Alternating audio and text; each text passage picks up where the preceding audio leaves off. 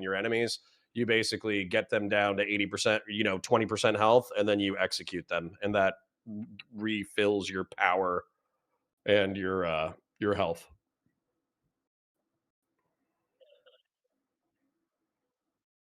No, from a lore stance, it's amazing. From a mechanistic standpoint, it's also pretty goddamn good.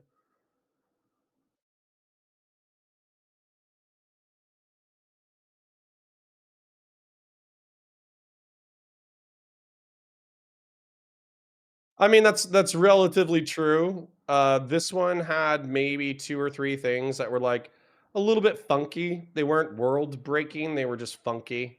Like, doing this, like, amazing system-wide campaign and only really having, like, 3 to 6 Marines available for critical missions is a little bit silly.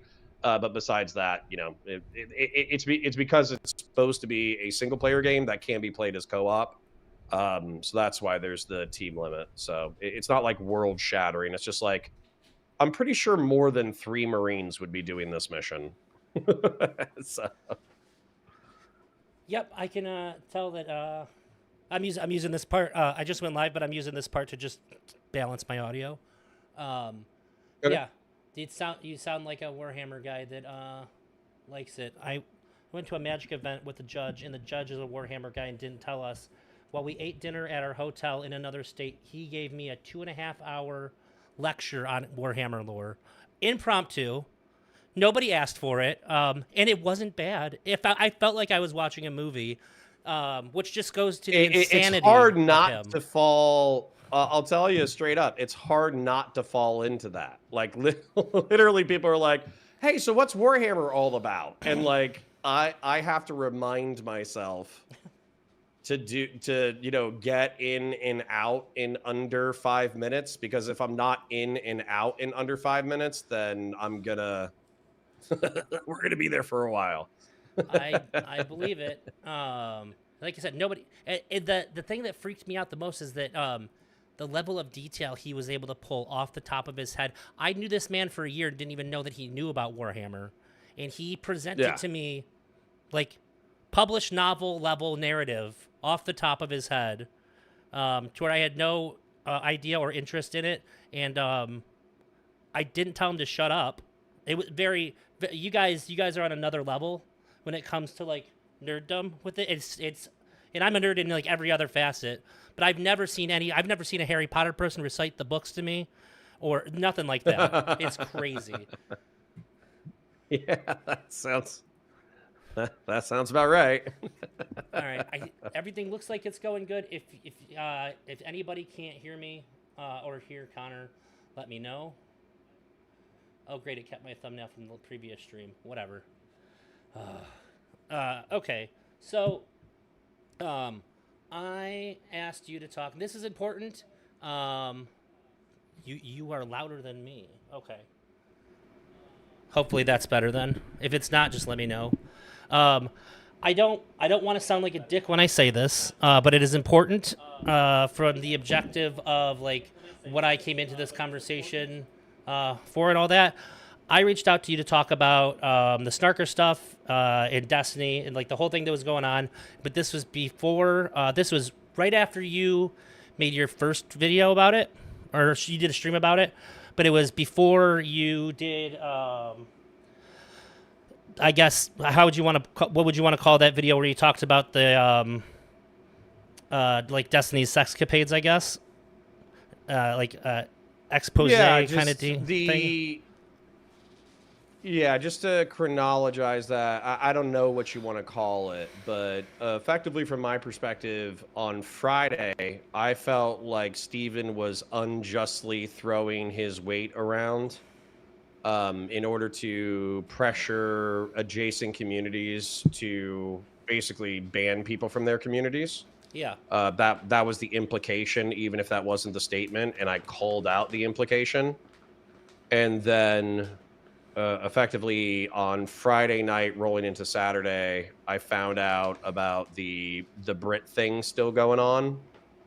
And so that's kind of where I was like, my friend is basically an alcoholic who's in denial that he's an alcoholic, and he's trying to never mind. It doesn't matter. But the point is that like yeah, Thursday I basically wanted to narrativize the situation from my perspective. Okay. So yeah, so I had reached out to you prior to that because as I saw it, anybody who had any kind of audience had some kind of firm stance on this, except for you. I think when you went over it initially, you sort of had like, here's what I think that Destiny has. It's a reasonable ask. Here's the unreasonable ask. And I was like, this all feels very reasonable to me.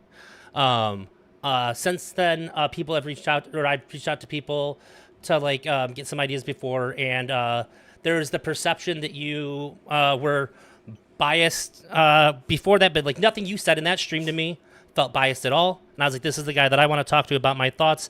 I think that you'll be pretty objective in how you push back, even if I agree with you. If my reasoning's bad, you'll call me out for it. Well, I can also separate because I would say I had a you might even hear it as I articulate things. I had like a pro Steven bias Friday night where I'm like, I think this is unreasonable and we're fighting over this topic and I think he's being an asshole, but the bridge isn't burnt on my end and blah, blah, blah, blah, blah. But then as time went on, over the course of the weekend, I became increasingly hostile. So I'll be sure to try to differentiate between when I'm being biased and what I think is like objectively verifiable.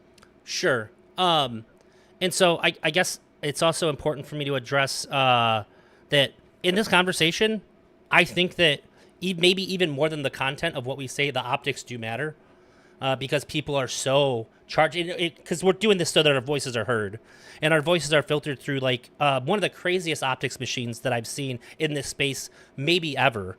And I was the guy that did a lot of Mr. Girl content, and the optics there were strong. But somehow it seems like the optics in this are even stronger, which is so unexpected to me. Do you Yeah, think you agree with there's a that? part of me that's thinking like I should even be trying to play a video game because I should be focused on the optics, but also at the end of the day, the truth is the truth, so it kind of is what it is. And what I would say too is I think that heightened tension in the background is everybody knows that if you fall afoul of either community too far, you are liable to be doxxed. And I think that's part of the sensitivity about the topic. Sure. And I guess I'm not as worried about that as I was in the past. I live alone with my dog.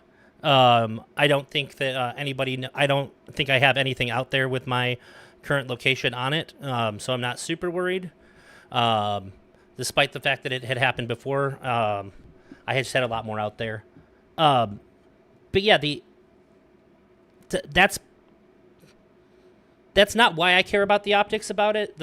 I've never cared about it before. The reason why I care about the optics about it is that as soon as somebody detects any sweeping in any direction, nothing you say matters after that. Yeah. Which And is they, crazy. they also want it to be a binary where you either want Steven's career imploded and for him to be incarcerated and for him to be basically like destitute, or they want, or they want the snarkers to be destitute and dead in a ditch. There's like no middle ground in the conversation or the tribes. Yeah, and I think that this whole situation is full of nuance. Um, and people, I've seen a lot of people think that I can't possibly agree with Destiny on anything because I'm like a Mr. Grill guy. This is the perception, so I automatically think that he's ultimately evil and all that. And I have plenty of issues with things that he's done, but I've also backed him up on plenty of things as well. So I just want to be, I guess, as mindful as I can, but put this out there in the very beginning of this conversation because no matter what, some people are going to already know what they think about what I say, and it's going to get filtered through that. But if anybody who hasn't made up their mind about where I'm going with this, which I'm here to make up my mind, Sure. then at least hopefully this allows for some neutral listening, at least as far as it can go. Yeah, I can try to be as objective as possible, but where do you want to start? So I guess I'll start with how I got pulled into this. a lot of people thought that because do you remember the whole thing that happened with me and Chud Logic's community? I remember that in Spicy Chat, you had either you had some social media that was connected to your social media that had your government information, government name on Yeah. it. And they basically were saying, "Oh, well, it's not a dox because it's, his public information and he was dumb enough to attach it to his social media. Therefore, we're just going to pass it around." And then when I think you and other people in the community were like, "Hey, this is actually not great. Could you please stop passing around my personal information?" Instead of them taking it seriously, they kind of just like laughed at you and kept pushing it around because it was your fault for listing it in the first place. Yeah. Well, they went And I harder. think that, what's that? Not only that, they also escalated after that as well. Started sharing pictures of like Right. my wife and our ex girlfriend, in not a lot of clothes that they had dug up. Went further, like looking for my city and all that. So Yeah, which is pretty fucking shitty. And correct me if I'm wrong, that was kind of I don't want to say the beginning, but it was ooh, snap. The beginning of like the Spicy Chat era, right?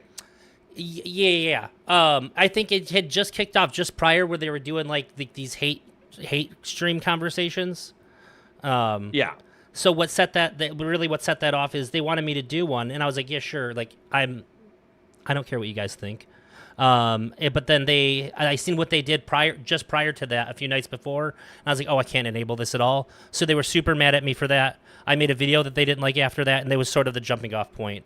But which correct led to the big Spicy Chat conversation. Right. But then since that time, maybe I'll do a little bit of pre-sweeping. I feel like the people, the bigger people, the creators realize that the attitude that Spicy Chat and or aligned communities had taken in that drama was like a liability, where people started to view them as like a potential source of like docs and PII and that kind of problems. Yeah. And so they kind of publicly backed off being casual about it because they kind of realized, number one, it was a bad look. Number two, it was setting a toxic precedent. Yeah, I think Like so. I think if you talk to Chud Logic now, he's not going to be like, "Oh yeah, lol, it was so funny when Elder Drazi's information was being passed around." He's You'd going to think. say, "Nah, that was kind of fucked up, and we probably shouldn't have done that." He doubled down recently, but Did he for real? yeah. And Well, then that's not great. How did he a- double down? So Oh as my of God. a year ago, he made a joke in reference to my last name, which is Pullen. It kind of casually got Okay. brought up, and he goes, "Looks like Eldrazi's back on the pull," and like reiterated it a couple times. You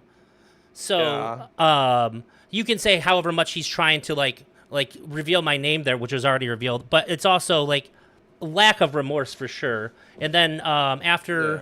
I talked about this stuff that recently happened, which was I'll say that in a minute. He was on stream and basically said, somebody asked, is he going to talk about me talking about it? And he said, no, fuck Elder Drazi. He goes, if I had any regrets, I wish it would have been worse. Fuck Elder Drazi. Wow. Um, Jeez. and then the What did you obligatory, do to him? I'm kidding at the end, but like you could see the rage in his fucking face. It was pretty clear that wasn't a joke. Did you do something to him? I ratioed the fuck out of him on Twitter. It came up again because of what's happening now, and he tried to Yeah. reframe the whole thing as somebody in my community found his name on PayPal, and they made jokes using his first name, and then eventually they tried to help him like fix his OPSEC. I'm paraphrasing, and I lost my goddamn mind because I don't care about what happened. I didn't care then, and I told him as much. But you can't he lie was about phrasing it. like they were trying to help you. Like it was basically nothing. And what ended up happening was they ended up helping me fix the problem, which is an insane fucking thing to Right. say. Yeah. So Okay, whether I alright, cared yeah, about it yeah. or not, you can't fucking lie about it publicly like that to try to cover your ass when somebody's pointing out you have some history. I'm kind of surprised that he would view it that way, where he would think that he needed to see YA because frankly that they've had, obviously such a nefarious, shitty, you know, uh, reputation anyways. I'm surprised that he would even bother to kind of like sweep like that or whatever.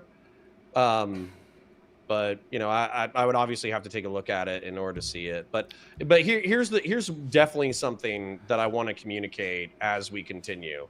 Yep. So none of my perspectives are reliant on anyone in the story being good. Sure. And I think that's one of my frustrations with like I don't know, like me kind of crashing out on Steven and calling him a fucking asshole and a sexually and socially r-slurred person, and then it's like, oh, and then you were talking to Mr. Girl in Lab, but I don't think I said anything to Mr. Girl in Lab that I wasn't willing to say to Steven's face. And so they're like, oh, he said he wasn't a snarker on Friday and then he was snarking by Sunday, and it's like, no, I'm not a snarker just because I talk to people you don't like. And then also the people that you don't like don't have to be good people for what I'm saying to be true.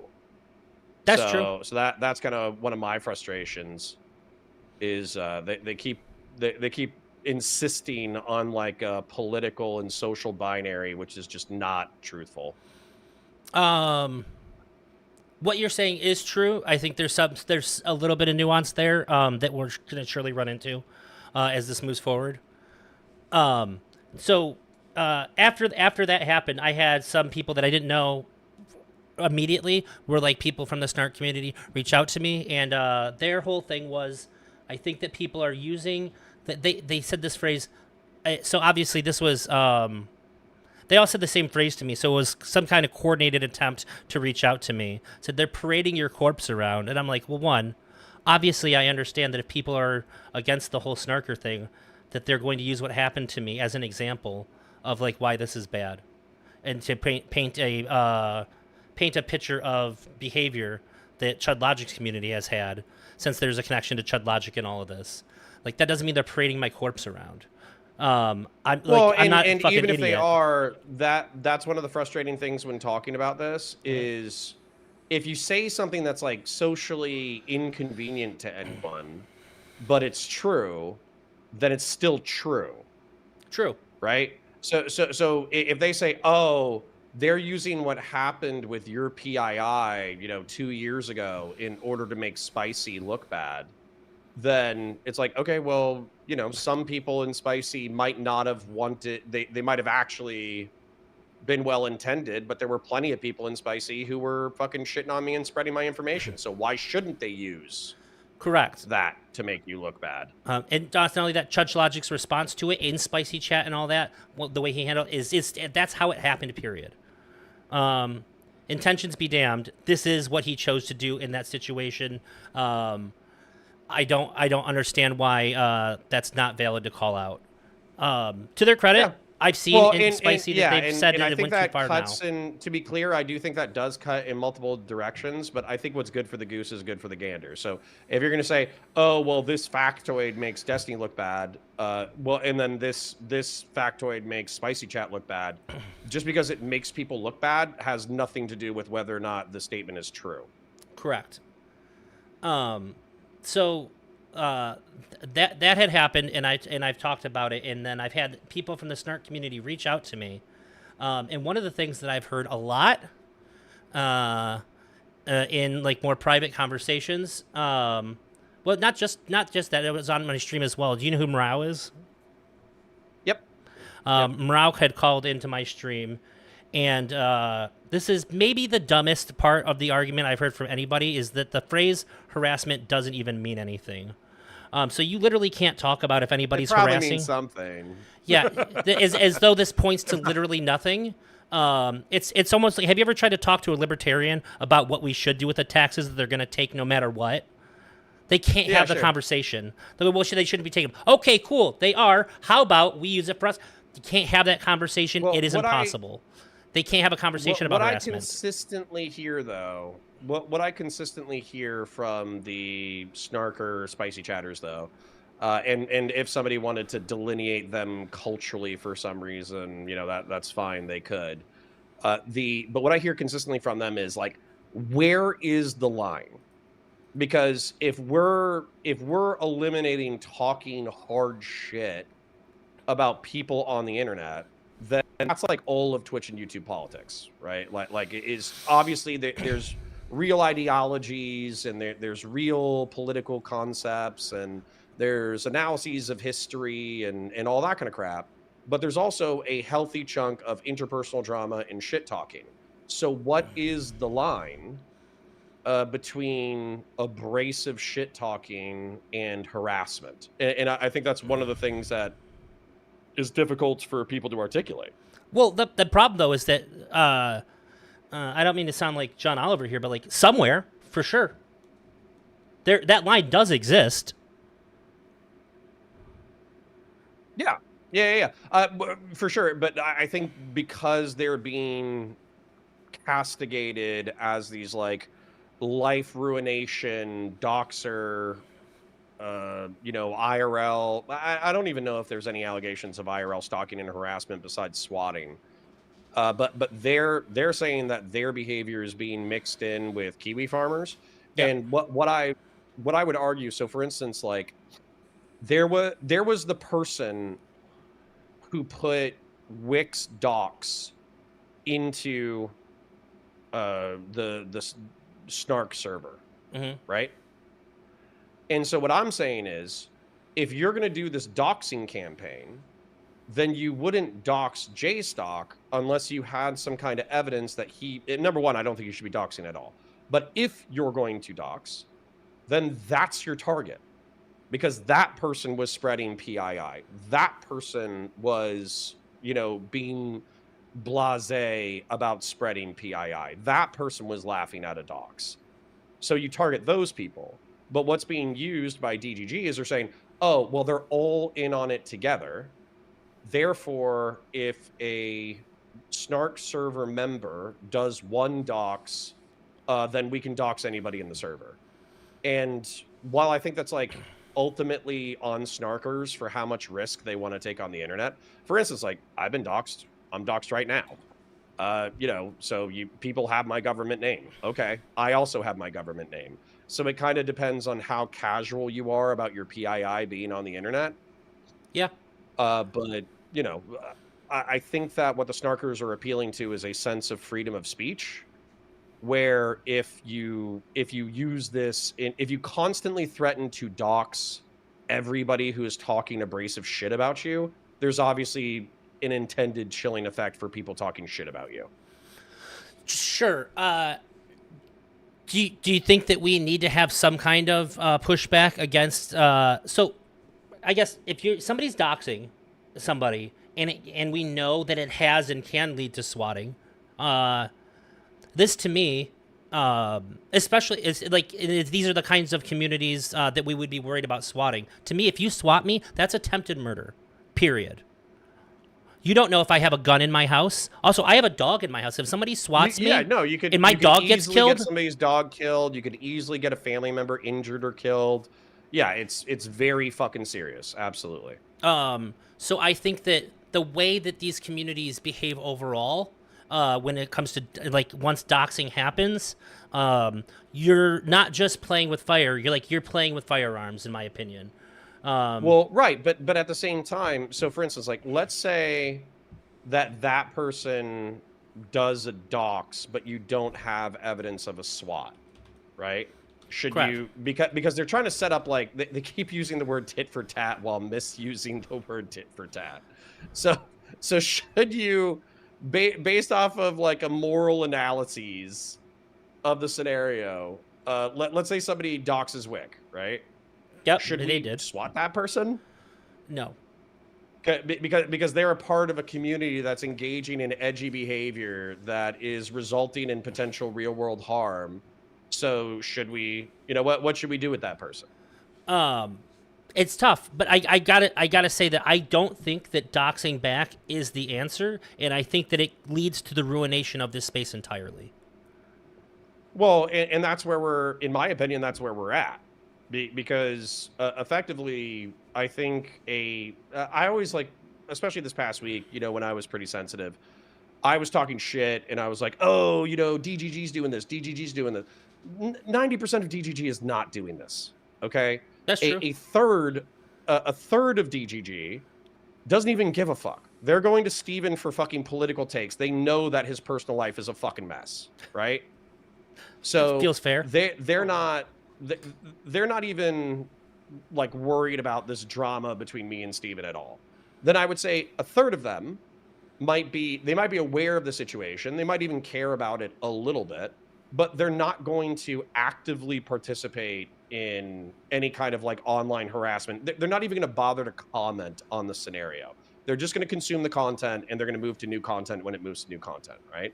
So then I would say out of the remaining people, there's probably a fraction of the 33% remaining who are super passionate. And realistically, what they're doing to me is they're saying mean things on Twitter, right?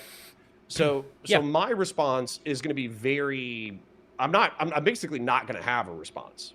Steven's going to talk a little bit of shit. He's going to say some really rude shit, like me talking shit about me molesting my kids. But ultimately, I think he's just like, he's hurt, he's angry, he's sad, he's cornered. So he's just talking wild shit. So, but my point is that like, out of that 33% who care about it and they're talking about it negatively, if you talk to them about what should happen, they actually think that Steven is justified in doxing people who he has no evidence are doxing him.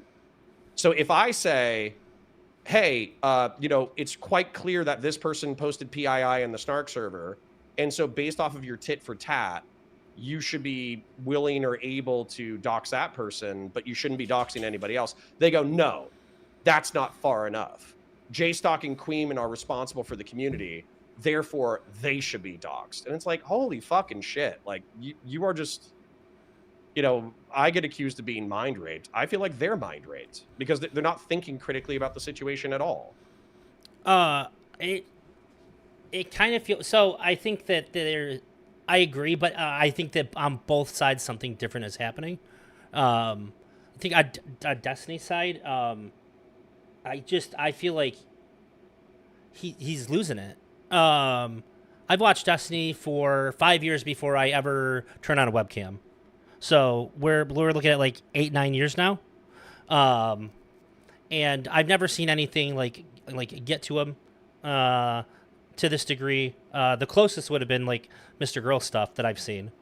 That kind of like vitriolic Yeah, like anger, almost like manic, being complicit with things like anger. this. Yeah, and there was no doxing or anything going on of him.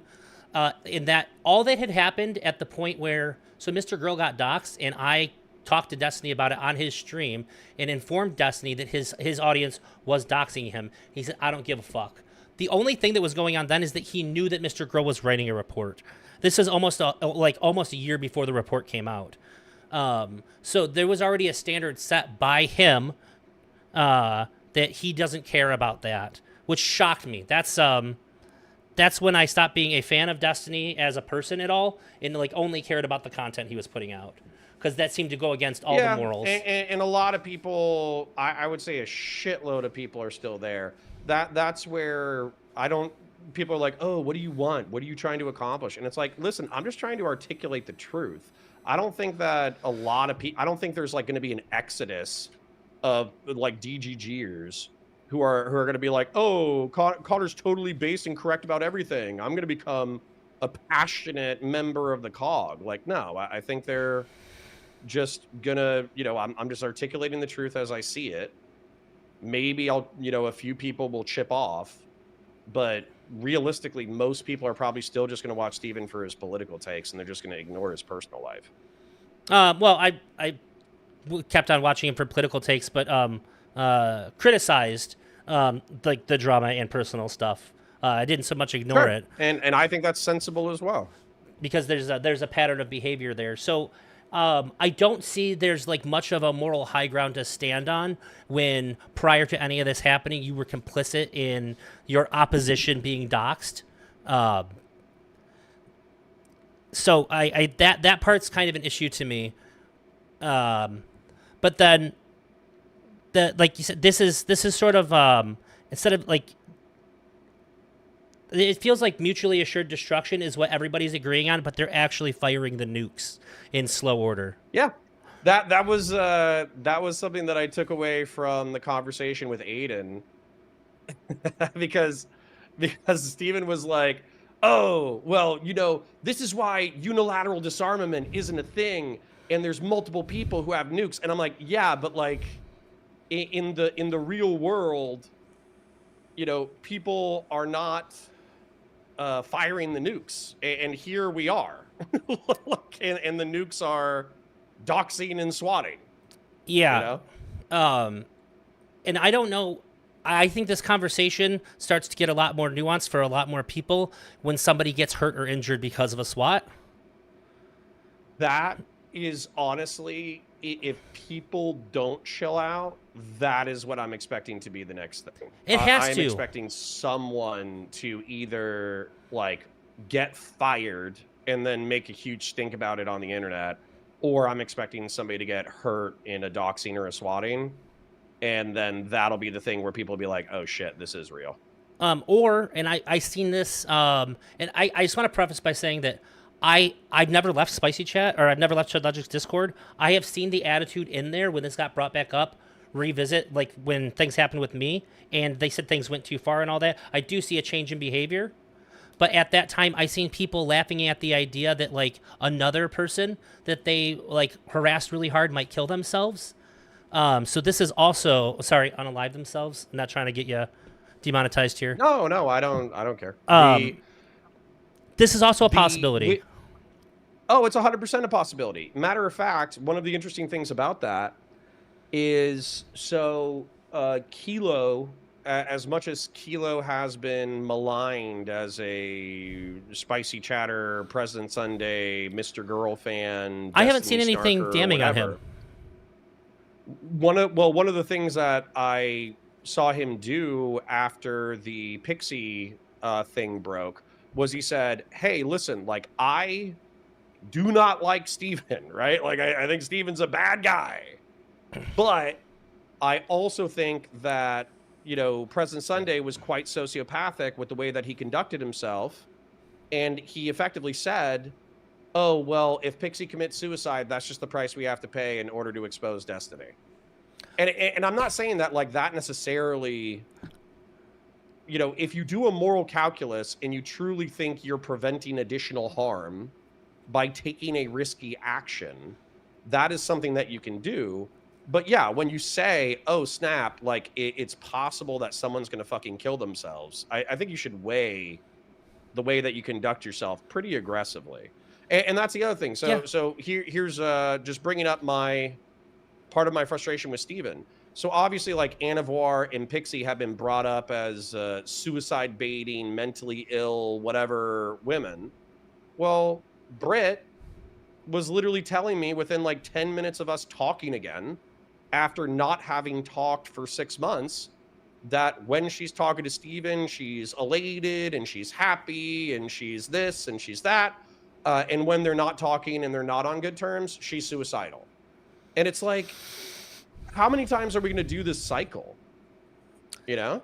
yeah. That's Like of suicidal women in Twitch and YouTube politics, basically Steven bringing them into orbit or his personal life, discarding them when they become inconvenient, and then effectively they go on because they want Steven's attention. They go onto the internet and they spread his fucking business about, and then they threaten suicide because eventually someone is going to die. yeah, 100%. So, Like, well, this can't go on forever. well, Any of and these by the things. way, I'll tell you exactly the way that I felt. The way that I felt was like, yeah, Brittany's threatening suicide, which is fucking crazy. But anybody who talked to Brit for more than 30 seconds would know that she was deeply fucking mentally ill. Who's Brittany? Just to be So, clear, is she the person that, like, got a hold of you? yes. Okay, okay. I just didn't know her name. Yeah, yeah. So it's Brit. And And then not only that, the the alleged sexual actions that they took part in, that I understand that like I'm a social conservative moderate and a lot of people are like liberals or progressives. This isn't like funny or cool to me. I Sure. know it's like, oh well, I think Ryan Beard or whatever, he said like, oh, Steven, he's just a goofy gooner, and that's the excuse that a lot of people use. And it's like, I'm off the goofy gooner train. It is no longer goofy. Yeah, I don't really accept that. Like I'm somebody that has multiple partners at times, and I'm also not restricted in having other sexual partners that aren't really romantic partners either. And I'd never could imagine behaving in this way just because I enjoy sex to a degree where I behave differently than other people, I guess. I don't think it's necessarily tied to that, but like you could make the same argument about somebody who's like poly, or anybody who is, and say like, well, they have an Well, and alternative I sexual think that would lifestyle, be so it explains all. No, it doesn't. well, and I think that's where for me with the poly thing, it's like obviously I'm not pro poly. You and I have talked about that in the past. Yes. But if I was into, or if I was going to sign off on anybody being poly, then I would be signing off on them being like quite attentive, socially intelligent partners who pay attention to the mental well-being of the people they're engaging with sexually, and therefore minimize the amount of harm they're doing. And I don't think that the alleged actions in this scenario meet that criteria at all. Yeah. Well, there's a tendency in for you as well, and this is something that I was hoping would come up to see some sort of deviation from the norm when it comes to sexuality, and then make a bunch of additional claims about it. Um, like I've heard your argument about neuroplasticity sounds so good and sounds so scientific, but like it really doesn't match like the science behind it. And I think that there's a very easy thing. People get uncomfortable about How would you sexuality. explain, please, Okay. because this is one of the things that frustrates me about the conversation is people say like, oh, that sounds intuitively good, but it's not accurate. And, Yeah, I've looked into they just this. never follow up with a statement on how it's inaccurate, Sure. They just say it. So for starters, neuroplasticity is mostly is significantly more relevant when you're an adolescent.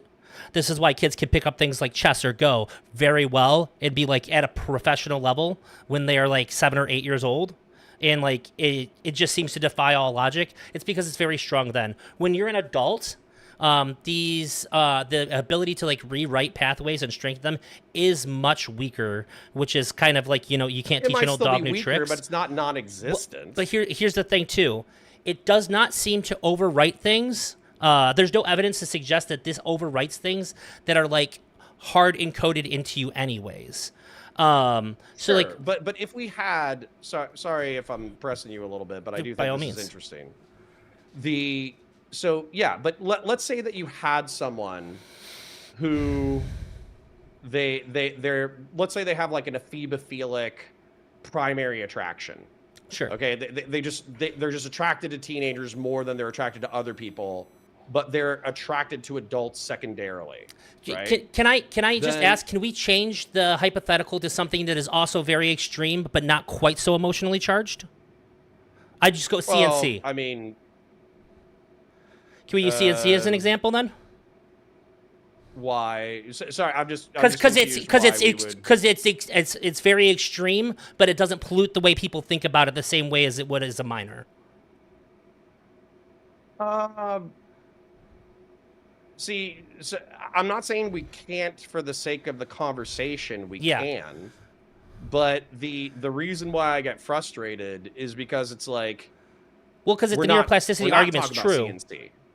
Well, I We're just not talking about, and I think we also know that with CNC, there's like limits to the behavior. So for instance, like with CNC, like there will be times that people are re-traumatized by CNC. There will be times where somebody pushes it too far and there will actually be like physical injury. So we know there's like limits to CNC. And so trying to like move it away there isn't. There's from anonymous a CNC too. pedophilic or pedophilic attraction, it's like I don't know why that's necessary for the conversation. Well, I can explain why. I think that it's equal in all relevant terms insofar as neuroplasticity applies. Okay, but because we want to focus on neuroplasticity, not Correct. specifically on the morality of Well, they would a be. Is it? phoebophilic or pedophilic role play. Okay, Yeah, yeah, hold on. yeah, Yeah, yeah, yeah. So if you're doing CNC or anonymous CNC, I think that part of the thing that you're going for is in acting out a fantasy, which your brain recognizes as different than doing an action that isn't strictly for fantasy. And you could even say the same as like if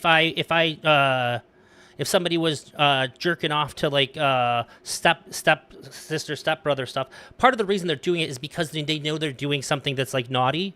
The action that's naughty is the jerking off to it. The action that's naughty in the Well, CNC is that like if somebody saw us doing this, this would make me look really bad. They might feel really bad about it. This is an element to all of these things. There's like a taboo thing happening. But okay, I think that this is but more heavily tied to the action that they're doing rather than the idea of like I wish I could just go out and do this for real. okay, but let's play with the limits of CNC, for Yep. instance. So, consent, non-consent, right? Yep. Correct me at any point, but it would be correlated with BDSM, but it would effectively be rape play, right? Correct. I couldn't have written a better definition if you pressed me to. Okay. So, do I think that automatically, if you engage in BDSM or CNC, that you are a rapist? Absolutely not. But like, of course not. But there's going to be really hard breaks there where if you're being conscious of what you're doing in a CNC scenario or a BDSM scenario, you might come up with a safe word with your partner, or you might come up with like, you might pre-discuss the behaviors that you're going to engage in. There's a level of trust that you should probably have between partners, and if you do not have those prerequisites, I think anybody who's in the BDSM community or anybody who engages in CNC would say it would be wildly irresponsible for someone to just say, hey, I'm into CNC and let's just do some rape role play, ready, go. And matter of fact, there are predators who use that pretext in order to actually rape people. So, for instance, Sure. like one of the consistent allegations against Andrew Tate is that he starts with, oh, wouldn't it be so hot if we did some CNC? Wouldn't it be so hot if we did this, if we did that? And then he just rapes his partners. And then he just fucking gaslights them after the fact and says, oh, no, you wanted it. You're a dirty girl, et cetera, et cetera, et cetera. But what he's doing is he's using CNC as cover to rape, right? Sure. So in this same sense, not only is this behavior between consenting adults without involving even the fantasy of children or teenagers, but then we obviously acknowledge limits to the behavior. Whereas in this actual scenario that we're talking about a phoebophilic role play involving family where the limits are not clearly articulated. So there's And I don't even know if you should even try to redeem it. Like if you should even try to be like, oh, there's a safe way to engage in pedophilic or a phoebophilic role play. okay. We're having two separate conversations right now. If you want to move away from the neuroplasticity argument, we Sorry, can. let's put a bow in neuroplasticity first before we move. Okay. So with neuroplasticity specifically, I think it's just descriptively true that if you engage in a behavior more frequently and you also put a reward mechanism next to it, you're going to engage in that behavior more frequently. It's just that simple. Okay. So I'm not going to make the video game argument, because I think that it's too detached. However, You can if you want. If you want to say, oh, well, people make that same argument about video games and violence. But I would say that video games are probably responsible for a reduction in violence I agree. because it simulates violence, I agree. but it reduces real world violence. Correct. Which But you're more likely to engage in simulated violence because simulated violence is fun. beautiful. I love everything that you just said. That wasn't even the route I was going to go, but I think it does weaken the neuroplasticity argument a bit, but I think that my Hold on. example is better. I where I happen to move to, there is, or where I moved to, there happens to be a lot of people that I've met that do LARP stuff. And I've talked to them about that. This is people using fake weapons and actually simulating like violence on another person. And I mean, the goal of it is to create like a fantasy atmosphere where it's as real as possible. But without anybody actually getting hurt and everybody's having fun. But when they're in the moment, you're in character. You're allowing you're trying to have as many of the character's thoughts as possible. You're having like justifying your reasons for murdering somebody if you do, because other people are going to come over and investigate it and all that. It's very real world. I Yeah, don't but with know. I couldn't imagine LARPing, any of these people killing somebody, and I don't see them increasing their desire. I don't think there's any evidence to suggest this.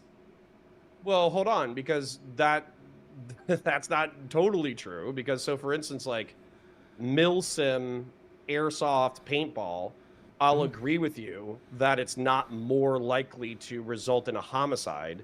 If anything, it's likely to alleviate people committing homicides because they're going to feel like they have simulated violence, therefore they don't need real world violence. But at the same time, sorry, I'm just looking at something real quick. But at the same time, I think anybody who trained with milsim, airsoft, paintball, anything like that, they would all tell you that they're substantially increasing the skill set necessary to commit violence. But we're talking about If you sit there neuroplasticity. and you don't do shit, hold on, I want to make this abundantly clear. Okay. So if you sit there and you don't do shit and you never fuck around with like weapons ever, then you're probably never going to commit violence because you don't even have the intellectual capacity to do so.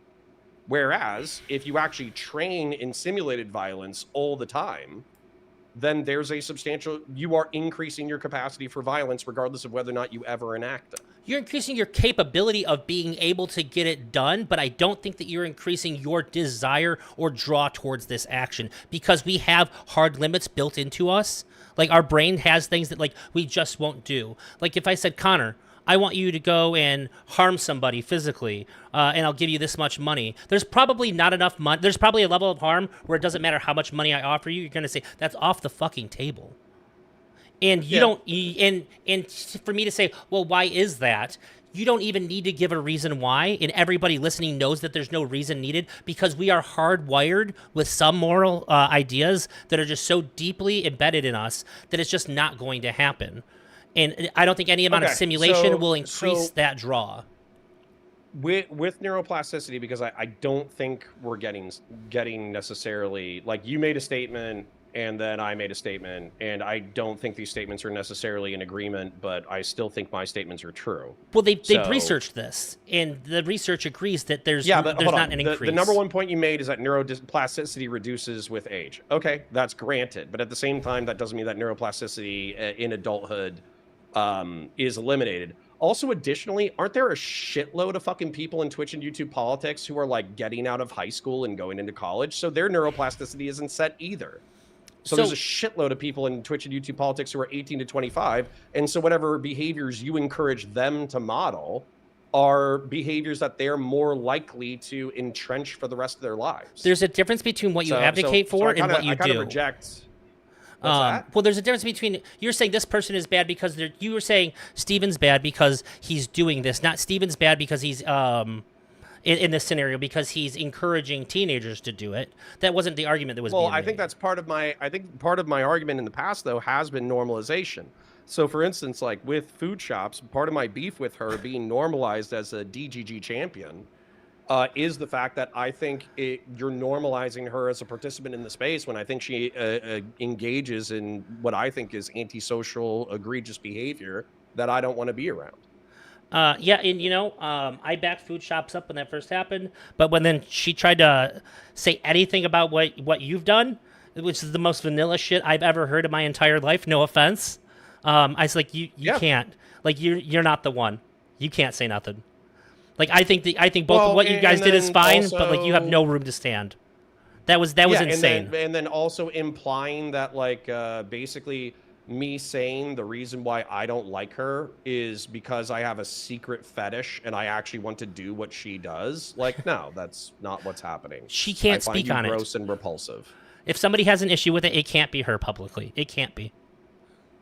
That was Well, okay. insane. So hold on. So the neuroplasticity thing, I just want to establish that number one, there's a shitload of people in this space that are 18 to 25. Number two, when you become an adult and you're 25 and your frontal fucking lobe fully forms, that doesn't mean your neuroplasticity goes to zero. Matter of fact, any fucking vitality longevity expert is basically going to recommend that you don't see, excuse me, that you don't see your neuroplasticity as set, because that's going to reduce the amount of like behaviors that you do that actually are shown to reduce like dementia and all that kind of shit. So Sure. anyways, So the hold on, that's one point, because I'm telling you why I'm rejecting your point. okay. The second point that I want to make is that the thing that I think that we've reached to in this conversation is the fact that you agreed with me that just by simulating an action in a fantasy setting doesn't mean that you're going to increase the likelihood that you engage in that behavior. But I think that it's just descriptively true that if you engage in a fantasy and you attach a powerful reward mechanism like dopamine or orgasm to it, then you are likely to engage in that simulation more often.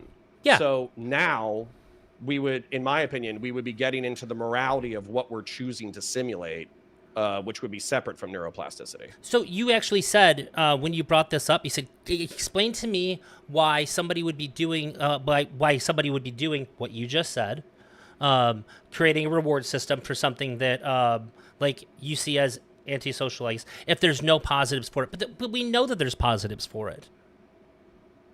To pretend like there's no positive, we know there's positives for. there's positives to engaging in these kinds of fantasy things. Okay, can you be specific? Sure. So I think that it is very positive that if nobody is being hurt, that somebody does fully explore like their sexual desires. I think that sexual repression causes way more antisocial behavior. One of the most common factors in like serial killers and some of the worst people that we know of is sexual repression. This causes extremely antisocial behavior to manifest into the real world. So I think that when people engage in things, this isn't controversial. What kind of sexual repression are serial killers engaging in that is leading them to fucking murder people? Well, they're not. What are we talking they're not about engaging in sexual repression. They are sexually repressed. Okay, what are they sexually repressed about? Jeffrey Dahmer was repressed because he was gay. A lot of the early ones were like were gay or bi, and they couldn't be, and that contributed to their like overall psychosis. Okay, but do we think that? Sorry, we're just gonna have to increase the scope of the conversation. I know you want to keep it limited so we can go one at a time, but do you think like sexual repression of homosexuality and bisexuality is morally similar to repression of pedophilia or ephebophilia? No, but I think that if somebody can do something to that where they're not harming anybody, and I'm not saying like imbibing in like CP or anything like that. Obviously, I think that causes harm to other people. I think that if somebody can do something to be less repressed while they're not hurting other people, this is going to be good. Okay. I'm going to get into a specific example because this is what we're talking about. Okay. There is a woman who has rape trauma, both from childhood and from military service. Okay. And she wants to, without consulting a therapist, like engage in step-parent molestation fantasies that directly like a frickin' that correlates with her trauma. And she wants to explore her trauma. She's also suicidal. She is simultaneously with you, and then also she's talking to her. She's suicidal. Should you engage in that pedophilic or ephebophilic role play? Yes or no? So this shit is weird. So I'm just gonna. I can't say whether something This like is the situation. Sure. I'm gonna answer it, but like I don't think it's appropriate to answer it in like a should or should not. Like it would be like, is it ultimately okay or not? But why would you not say should not? Well, I find it really weird to say whether somebody should have any kind of sex act or shouldn't. I think that it's like, is this permissible or not permissible? Does this have positives or Okay, negatives? well, hold on. Let's test the limit of this real quick. Should people engage in sex acts with children? No, because nobody should for any reason. Okay, There's no all right. things that could make this better or Like worse.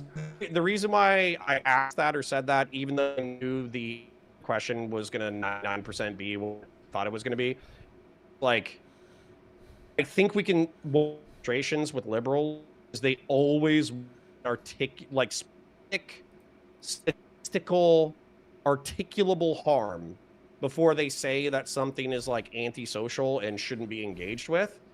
As sometimes there's like shit that you can't articulate. So, for instance, like if you consume tobacco for years and you don't get cancer and everything's fine, then why shouldn't you smoke tobacco?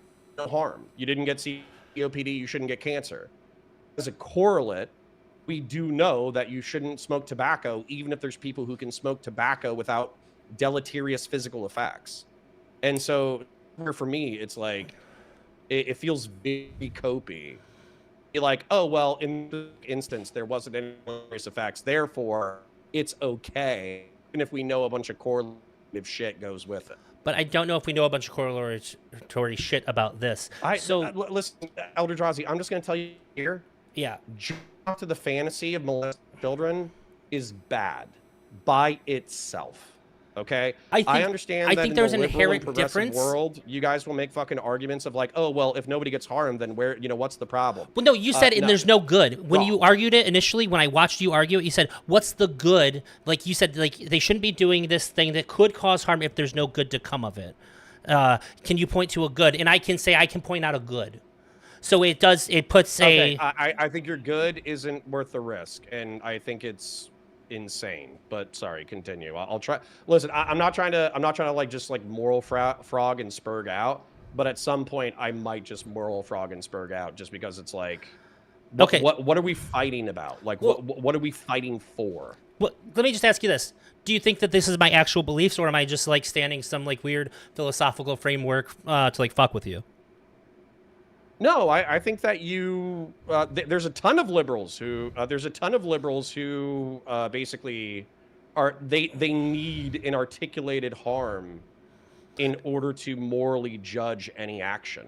So I would say that my motivations for all this come from knowing people in the kink community and seeing how much it has benefited their lives positively, and how for the most part they are very careful and considerate, and how much like doing this stuff betters their lives. It's not if I hadn't known these people, I would think probably a lot more like you. But it's pretty profound, especially people with like sexual trauma and all that, taking like a lot of full agency and having no shame in the things that they're doing while they're doing it has made their lives significantly less difficult to navigate outside of their sexual stuff.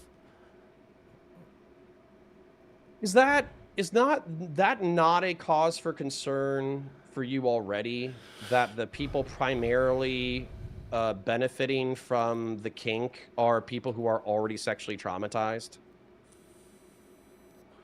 I would ask, why is it relevant? Because there's a lot of people are sexually Why is traumatized. it relevant? Because you're basically saying like I I have a medicine for people who are extremely, socially and sexually fucked up, and it's been a huge psychological boon to them, and therefore we should permit people.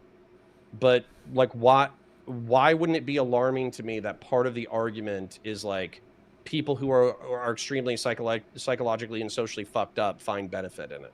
Like why wouldn't that be alarming? I guess let me put it this way. I think that if you haven't had anything to like push you outside of the norms to begin with, you're probably not going to really think about it. You're not going to really know. So like I guess there is a huge overlap between the kink community and people that have some sort of like mental health trauma for sure.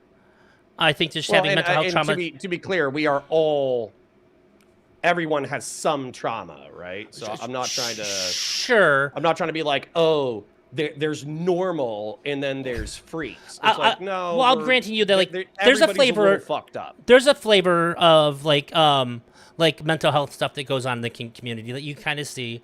But I think that, like you even said too, this person might be re-engaging their trauma. That's super common. I've known a Okay, ton of people that do hold this, on. and it seems like if they want to re-engage their own sexual trauma, and it benefits them, why is that bad? Oh well, hold on. Do you let's You basically let's just asked me. take it a one step further. Do Okay. you think it's neutral or do you think it's good? Um, if they're doing it and they're getting a benefit out of it, really good. I want people that have sexual trauma to heal. Okay, so should I be praising Steven right now No, I think context matters here. for the way that he interacted with Britt? Should I go like, oh man, like you engaging in stepmom role play with somebody who has rape trauma and sex trauma as a child? That was actually like noble. I'm so proud of you. So You're brave. I think any idea of Like, nobility is comes. that the stance that I should be taking right now? Because I'm telling you, instinctively, that doesn't feel right.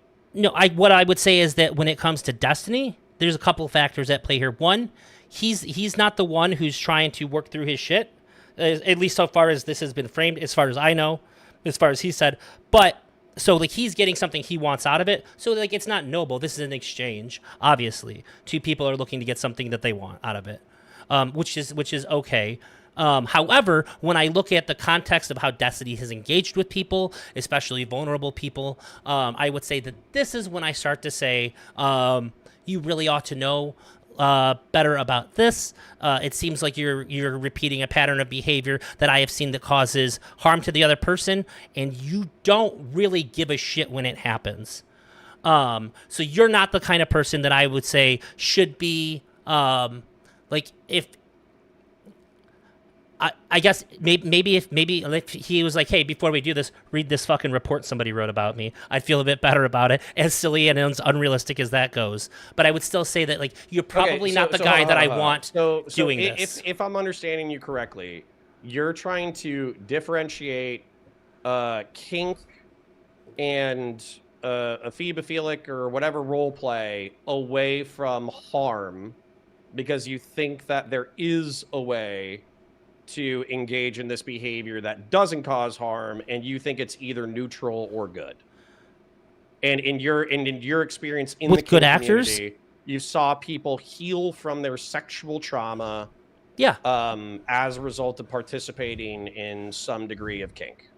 Yeah. But I would say this also requires all the participants to be good actors, and somebody who isn't a good actor, which the kink community is very good about, getting them the fuck out of there and saying, we don't want you around here. We don't want you to engage with people. We're looking after our own. Unfortunately, in the online space, there's not so much of a safeguard here.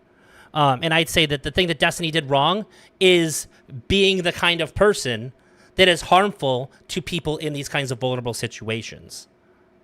So is your primary objection to the way that I've conducted myself in the past 2 weeks is you think I've focused too much on my individual repulse, disgust instinct rather than harm, and you want to differentiate the two because you think I'm maligning people who could be good people?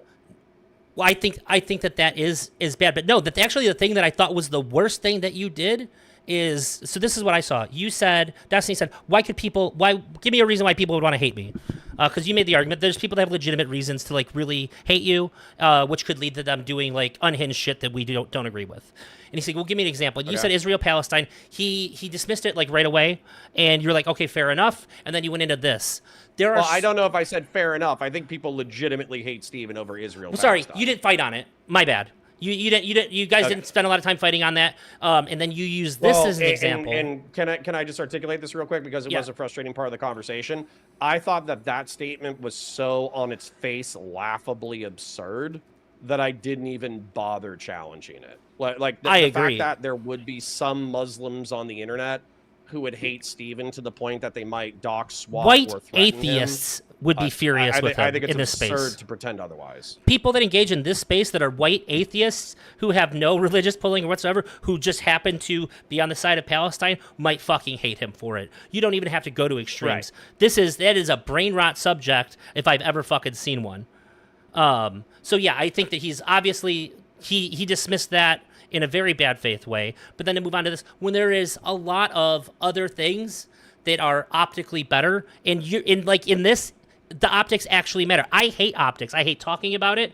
I don't care about optics almost like literally ever before this. But this is the approach that you took. If your objective was to try to really reach out to him and to really get him to understand why somebody might be doxing him, not only are you picking a subject that he's overly defensive about, but you're also picking a subject that a bunch of people are going to immediately dismiss your argument for, when there are other things that make way more sense to explain to him why people might actually want to do this kind of thing to him. Yeah, maybe I'm being insufficiently optical or whatever. But like one of the things that was stated was like, "Oh, you should have gone to him privately about this." No, I don't care about that. In November, and so for me, at this point, I've tried the nice, calm way. I've tried the calm conversations in person. I've tried the calm conversations in DMs. I've tried all that kind of stuff, and I cannot communicate to him that I think that he is sexually reckless, that he has hurt other people, intended or not, and he basically continues to engage in this bad behavior, and that maybe I put too much of my own. I don't agree, because obviously, like, I have my own opinions Because you're on you. Yeah.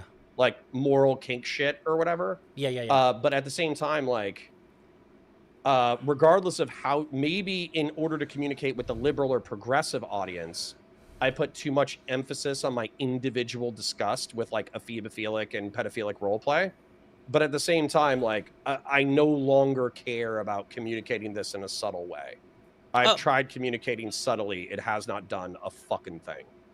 I guess the thing that bothered me about it is that you are a very intelligent, good faith actor, and that you could reach a lot of people with a better objection. And I think that the objection that you picked didn't align with your goals. What was the what was my objection as you understood it, and what do you think was a better objection? So I'm focusing on the dispute that you guys had, which I was quite invested in. Was that there are legitimate reasons why people might want to cause harm to Destiny, because there's legitimate reasons why they might dislike him so much. Like, for example, his rhetoric about Trump getting shot.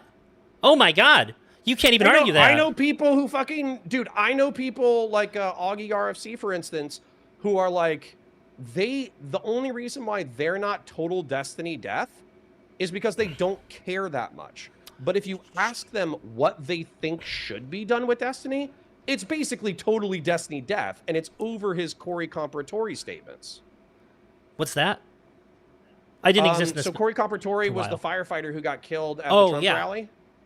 Yeah. And dude, like, that reached across aisles. I guarantee you, Augie RFC has not doxed or swatted Steven, but that's only because he doesn't care enough to dox or swat Steven.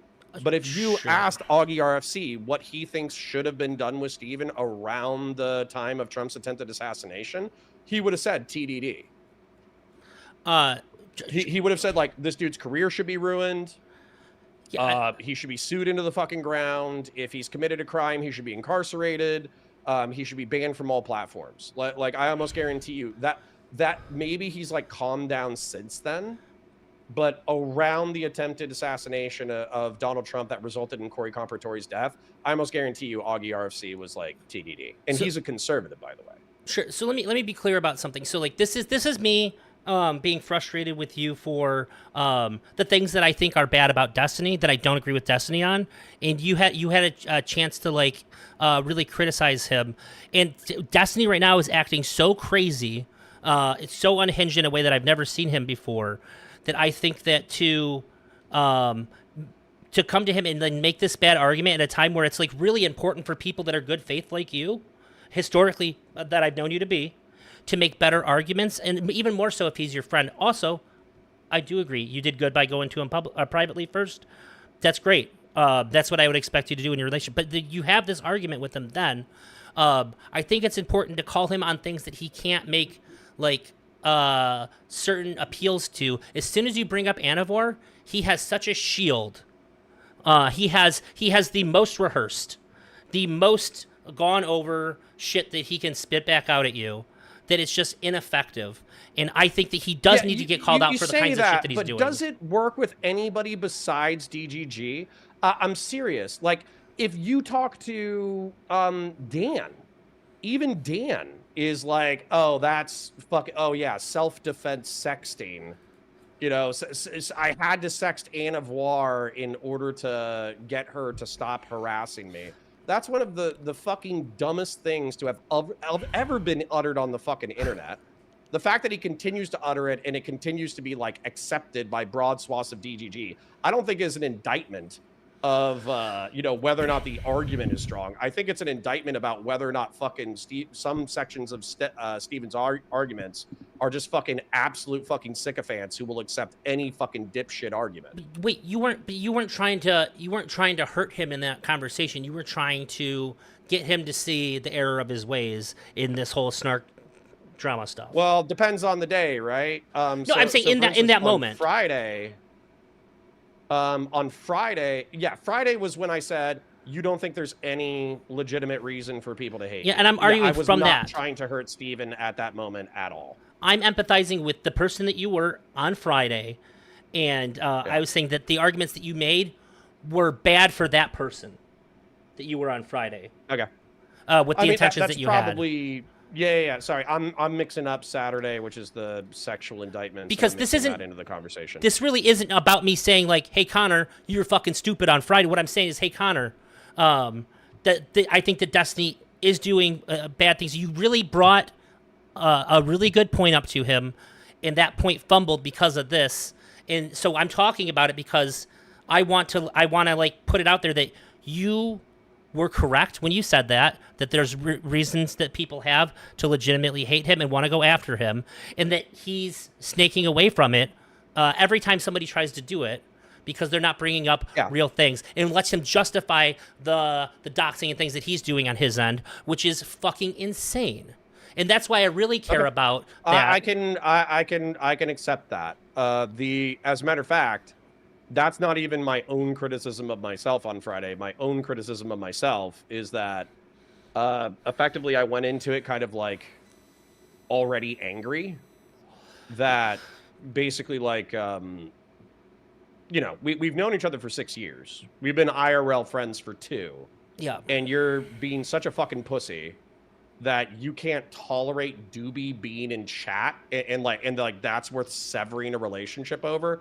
Truth be told, that conscious or subconscious, that was 100% like part of my subconscious calculus, was the fact that it's like, it's absurd that you're asking me to ban community members because they talk shit to you on the internet. And when I say, you know, present evidence that they're involved in stalking, doxing, or harassing, your response is to scoff. He doesn't even believe in that. He didn't even ask me who doxed Mr. Girl. He said, I don't give a shit. He doesn't even believe it's justified. He thinks that it's okay. Well, right, but at that point, it's just bad behavior, right? Like, and I'm not gonna entertain it, reinforce it. I'm not gonna do any of that. More than bad behavior, it betrays the image that he's given us. Yeah.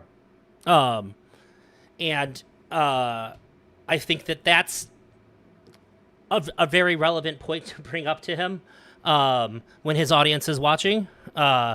Because ideally, I would like him to stop doing the things that he's doing. I think that the idea that he can dox people without giving any proof is terrifying, and that people back that. He says the proof is coming, but like I may have a very different opinion when he releases his manifesto and he gives the evidence. But until then, there's a certain level of trust that's required of him to everybody else to accept that I just don't think that an objective person can say, I'm willing to grant you based on everything I've seen of you in the past. No, I don't. I think this manifesto could have been done out within a matter of weeks. I think he's trying to correlate it. I think today or tomorrow was going to be the end of the court case. And you know what? We don't have a relationship anymore, so I'll be dead honest. The outcome of the fucking court case has nothing to do with the way that I've been morally evaluating Steven. Because his argumentation is not that he didn't send homemade pornography and Lauren Southern's fucking love letters to a random sex worker after knowing her for 2 weeks. That's not his defense. He's admitting that he did that. Correct. His defense is, oh, this law wasn't in effect until 3 to 6 months after, I had committed the alleged offense. Therefore, I should not be held responsible for the law. Now, there's a secondary argument, which is that Solo is the primary leaker who actually put it on the internet. I actually put this in a private communication, and all that kind of stuff. But I hope we can agree that sending private text messages between you and somebody you used to love, and also sending homemade pornography from people whose permission you did not obtain, is quote unquote not good. It's not great, right? It's probably bad. If Solo did a bad thing, it's on Destiny's shoulders for doing a very bad thing. I would say that to a degree, it's worse what Destiny did anyways, because he did this to somebody. Everything that he had by getting their trust, and then betrayed it in doing so. It's terrible. Right. So that's where, for me, if the judge dismisses it tomorrow and says, oh yeah, there's insufficient evidence in order to establish that Stephen Bonnell II fucking spread this lewd and lascivious material on the internet after the law effective date, therefore the case is dismissed, that actually doesn't change my moral calculation at all. Yeah, I've said the same thing since this started. I go, wait, why do we care about the case at all? But I think DGG is gonna do the thing where they have like the praying black guy emoji who's like so happy he won his court case, and they're gonna post like the memes of Patrick winning a basketball game, and they're gonna be like, my boy always wins, this $2 million kick contract to Destiny. I have a feeling they're just gonna act like he's been completely morally vindicated, which is not the case. Yeah, I feel like the difference in this, I guess the moral difference to me is like, what the fuck? Being happy that Kyle Rittenhouse was absolved versus being happy that those people died. I'd say these are so horrifically different. Like the moral perspective on the people watching this stuff happen is so abstract. Like DGG in this scenario would be the people that are happy that the person died, whereas anybody whereas you can look at it and go, well, I'm happy that this person didn't get charged because it wasn't technically against the law. There's some nuance there or whatever. I think that there is such a brain disconnect from what's happening with the court case that it shouldn't even matter when it comes to the snarking stuff at all. Also, I don't know Destiny to ever really give a shit about people talking shit. I think this is an excuse. His whole brand, his whole reputation is anybody can say anything they want about me, come on and debate me about it. Now it's you say whatever you want about me, I'm gonna fucking destroy you using subversive means. I was about to say, you just said it was an excuse. Can you explore that for me a little bit more? Because for me, I don't understand.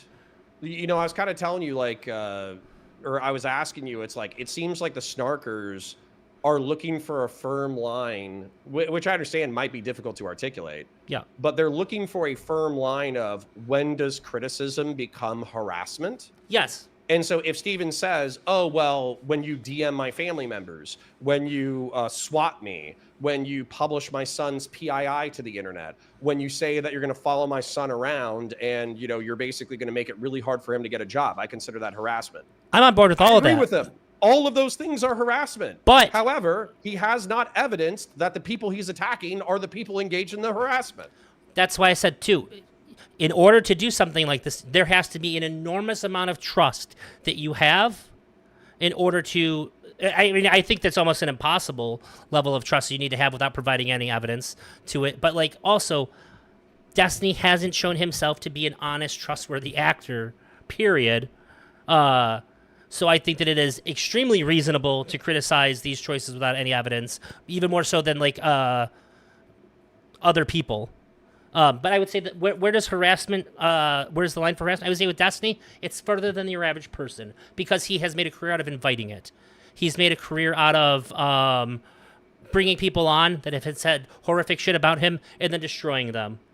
If you're stopping doing that, which you have, like, I think for the most part, before this happened, it might actually be like a smart career path for some people in this space to do because Destiny has sort of created this path for you. If you wanna say fucked up shit about me, or if you want to disagree with me, I'll bring you on and we'll argue about it. You'll get some exposure. So then to take this model and suddenly shift it to, well, I don't like what you did, so everybody who's friends with you now is my target for this absolutely new thing that I'm going to do, which is going to cause a lot of harm in your real life. Well, in this argumentation, I know you've probably bumped into this yourself. This argumentation is not reliant on J-Stock being a good human being. It's not reliant on Queeman being a good human being. Correct. It's not reliant on Doobie being a good human being. Like, they could be totally objective pieces of shit. And based off of, like, let's say that we found some secret logs and it's Doobie and he's like, lol, I can't believe everybody's buying my innocent act. I'm actually the person who's swatting and doxing Destiny. I'm this profile on Kiwi Farms, and I'm the most active person in this thread. And I am constantly using private and public resources in order to try to ruin Steven's life. Then I can be like, oh, okay. Fucking Doobie is a piece of shit, and he should be socially expelled from all spaces, and he should be like fucking castigated morally, and he should be held accountable criminally if any of this rises to the level of criminality. And my argumentation has none of my argumentation is reliant on Doobie being a good human being. Correct. Like, he could be a fucking piece of shit, and you could show me he's a piece of shit, and I'll agree with you instantaneously. But you have not shown me anything yet, except for Doobie and J-Stock and Queeman being in a snark server, allegedly. Snark, but, you know, they call it a clipping channel or whatever, where they viciously, and I will say viciously, shit talk Hutch, Israel, Dan Saltman, Destiny, and Ethan Klein. And it is antisocial, and it is freakish, but it doesn't rise to the level of like, oh, these antisocial freaks are in a fucking hug box, you know, criticizing the shit out of people. Therefore, we should find their names, their homes, their addresses, and their workplaces, and we should publish their public identifying information, and we should harass them at work. That hasn't happened, like to my knowledge. Sure, and I'll be happy to eat crow when it does. I think the thing that should have happened instead of the doxing and all that is there should probably been a considerable amount of reports to YouTube or reports to Discord if you think that somebody's genuinely harassing you. But do you agree with me that Destiny sort of created a path where this is the way to get success in this space prior to this happening? I don't want to go so far as to say... Not to this degree. Hold on. I'll answer your question, I promise you. Yeah. So I don't want to go so far as to say that, you know, being antisocial and cruel to other people is something that Destiny has like uniquely set into the space and the culture and all that kind of shit. But yeah, I will happily admit that he has profited substantially from effectively viciously shit-talking his opposition. Well, and inviting people... That's just descriptively true. Anybody who says otherwise is fucking coping. Well, and more so that if you do talk shit about me, or if you just disagree with me loud enough about even politics, I'll have you on my stream, and this will give you a lot of exposure. And we'll fight. So I'm saying that, so his line must be further than the average person's line, even the average streamer's line, when it comes to what constitutes harassment. And do you know how you shift to a new line if you want to shift to a new line? By demonstrating. You just start making the content. If he wants to cover C-SPAN and not have his personal life in the fucking news, then don't fucking DM obviously mentally ill people and just cover C-SPAN. And it is true. Literally wake up every single day, read CNN.com to your audience. If I don't think your audience is going to stay as big as it is right now, but you'll probably still stream to 2,000 or 3,000 people. And that's enough in order to sustain probably a six-figure income. So if you want to be the boring mainstream news guy, then do it. But you can't do that while you also fucking sext mentally ill, suicidal women whose husbands are traditional Catholics who want to annihilate your fucking career. I forgot to bring this point up earlier, but one of the reasons why I found the statement, nobody has any good reason to, and I think part of the reason why I rolled in with so much anger into Saturday, was because while I didn't bring up Devil and Brit on Friday, May 22nd, I knew about Devil and Brit in November. And part of the reason why I didn't bring them up was because I presumed that he had been like, damn, my friend just called me out on this obviously toxic relationship with a mentally ill woman. I need to fucking check myself. And he didn't. So when Britt contacted me on Friday and she's like, oh yeah, Steven and I are still talking, I'm like, okay, this is fucking crazy. If you reached out privately, I would say that is the correct first step. Saying, "Hey, I'm just keeping this between you and I." It's basically the same thing I said about the Mr. Girl report. You go, "This is your friend." You go, "Look, this is what I have here. I need you to explain this to me. You need to make this right for me because as it stands right now, like I don't want to say anything public about it because maybe I'm wrong. Yes, you're my friend and I trust you. Make this right for me."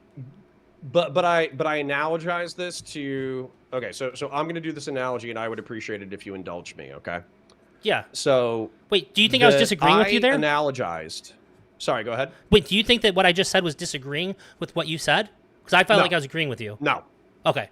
No. I understand what you said, and I'm not. My next statement is not going to disagree with you. Okay. I think it's just going to further my perspective. Okay. Okay.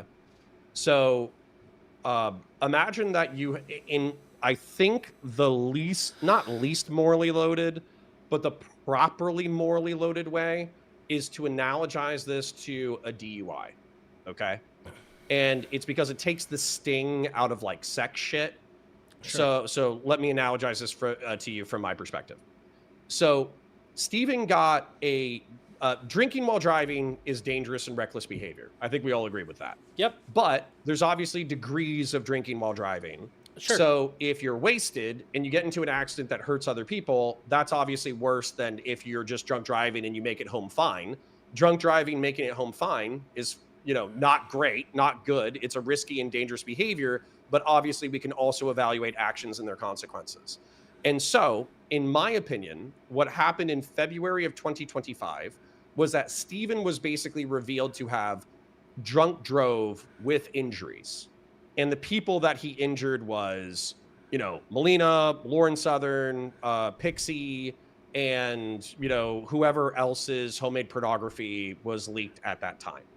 And so a lot of people were saying, oh, Steven's the biggest piece of shit on the planet and he should die and fuck his career and all that kind of shit. And I was saying, whoa, hold up, guys. Like, it is fucked up. Getting a DUI and hurting other people is bad, but this isn't like fucking homicide. He didn't like see a crosswalk, see a bunch of fucking pedestrians while wasted and then intentionally run them over. It's not the same thing, right? And so I got a lot of shit for that for the past year. But what happened in November, in my opinion, from this metaphorical standpoint, is I caught Steven with a handle of vodka in his car, right? Sure. I didn't catch him drinking and driving. I didn't catch, but I caught him with a handle of vodka in his car. And he goes, it's not a big deal. Don't worry about it. It's fine. I got it under control. And I say, hey, man, you're fucking up. You're currently being like sued for DUI and you caused injuries and people are accusing you of being an alcoholic. Having a handle of vodka in your fucking car is really goddamn bad. And then he goes, I got it. Don't worry about it. It's under control. And then 6 months later, I catch him with a fucking handle again. I'm gonna freak the fuck out. Sure. I don't think so. Especially, I think I have a pretty good understanding of like your moral framework. I think all that fits in perfectly. It was what I would expect from you if you're being good faith and honest.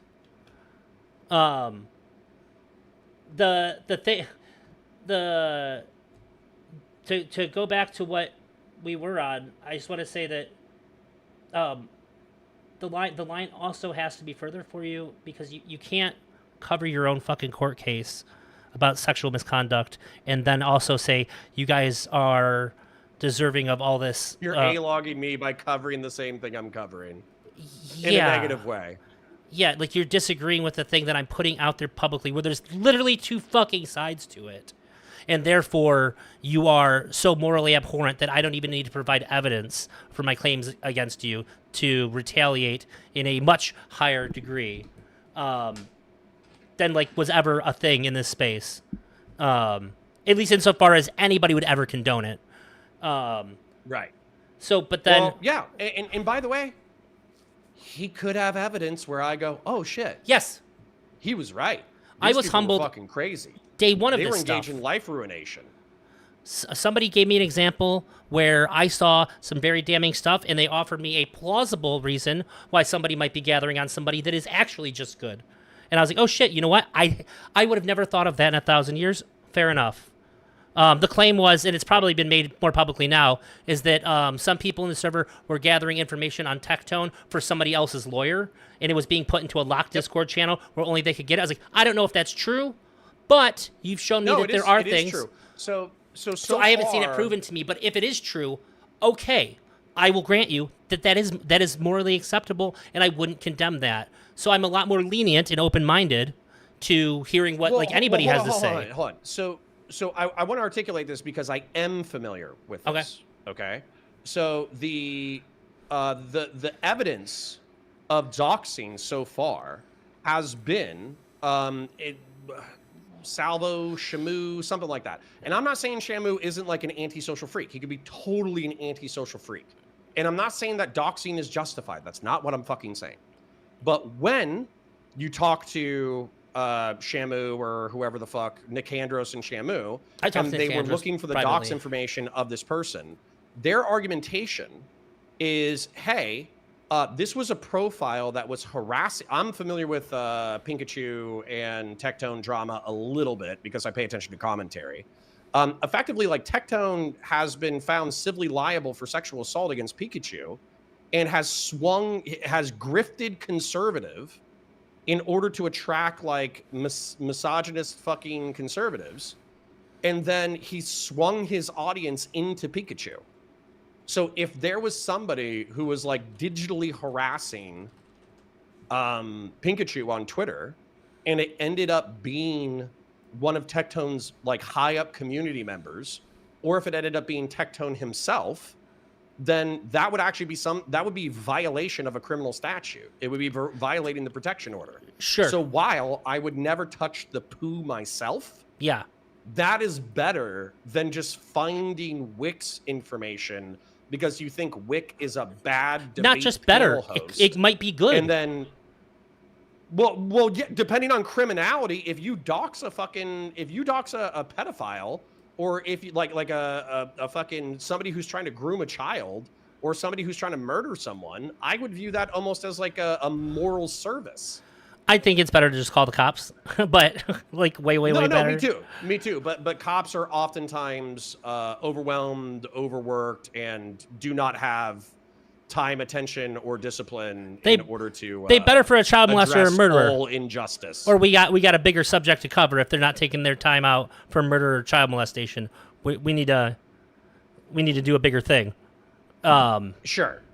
Well, absolutely. But I'm just saying, like, obviously there's a scale of where finding somebody's personal identifying information is wildly inappropriate because you're doing so with the purposes of harassment of somebody who doesn't deserve it. And sure. Holy shit, I'm getting raped. Sorry. There's another example too. I went and found somebody's information. There was a person who Mr. Girl interviewed about the Dr. K stuff, and I wanted to interview them. They were hard to find. Shit. So I dug them and found them just to reach out to them myself. Never share that information anywhere. You can look into people's stuff. But when you start putting it in other places, it becomes murky. Well, And now that yeah. person's a great So friend of mine. We play video games together. I promoted their video game that they're making. He's like one of my best online friends. But I found by like just doing some like sleuthing research to find them because I wanted to interview them on my stream, which I did. But I didn't share that information anywhere. So there are several ways that you can look into and digging up somebody's information that are totally fine. well, and right, and I think that's where we were going. Sorry, I got distracted because a cataphracti thousand sun Terminator put his fucking boot on my chest and tried to murder me. So Oh, the I thought you were yeah, talking about so I something think we happened in agree your with chat that. at But first. then Okay. that's where for me, in order for Steven or Dan to win me to their side, not that they care, right? Like I don't Sure. think they care about winning me to their side anymore. But if I were to go, oh shit, guys, I was wrong. It's not going to be the evidence that they have produced so far, and they're going to have to fucking produce some truly damning evidence where I go, oh shit, actually I was wrong. Turns out, doxing and harassing all of these people was totally just. It's going to take a lot. I agree. Like I was very blindsided about the Tectone thing, and that just really I was like, okay, open mind from now on. When somebody provides evidence, I need to look at it. I need to basically reset what I'm thinking and look Well, at it right, but they objectively. knew, and no offense, Dan, even though he's been a prick to me recently, they're counting on your lack of follow up, and they know that because they've discussed it explicitly that bad actors in the internet basically make aggressive allegations without evidence. Then not only do they make but on top of that, the allegations are bad faith. They don't believe what they're saying. They're just doing it because they know it makes their opponents look bad. So when I find out that this is certifiable proof that this is a fucking doxing server and JStock and Queeman are the evil pieces of shit that they've just been lying the entire time, and then you find out that it's the Tectone mod alt story from Nick Andros and Shamu, well, that's obviously going to damage your credibility in my fucking eyes because it doesn't look like you tried to understand what was going on. What it looks like is you were just like, oh, this is doxing. The Doxing analogy is that I've bad. used for this, Therefore, me doxing Wicked Supreme and me doxing Esports Batman because they were talking shit about me in JStock server is the same as whatever this is. And that doesn't feel good faith at all. I definitely want to talk about the Wicked Supreme thing because that's pretty important to me. But the analogy that I've used for this is that they went in somewhere and they said, oh, it looks like there's people sell like the sharing of like the docs tool. This is a big point in the argument, right. And to me, this is like somebody saying, look, there's this gun club, and they're letting people in and selling them guns who are clearly fucking unhinged people. Nobody would disagree with that. And I'm like, this is evident, yes. And I'm like, they're killing people. I'm like, wait, where are the bodies? Like, what do you care where the bodies are? I'm telling you, they're killing people.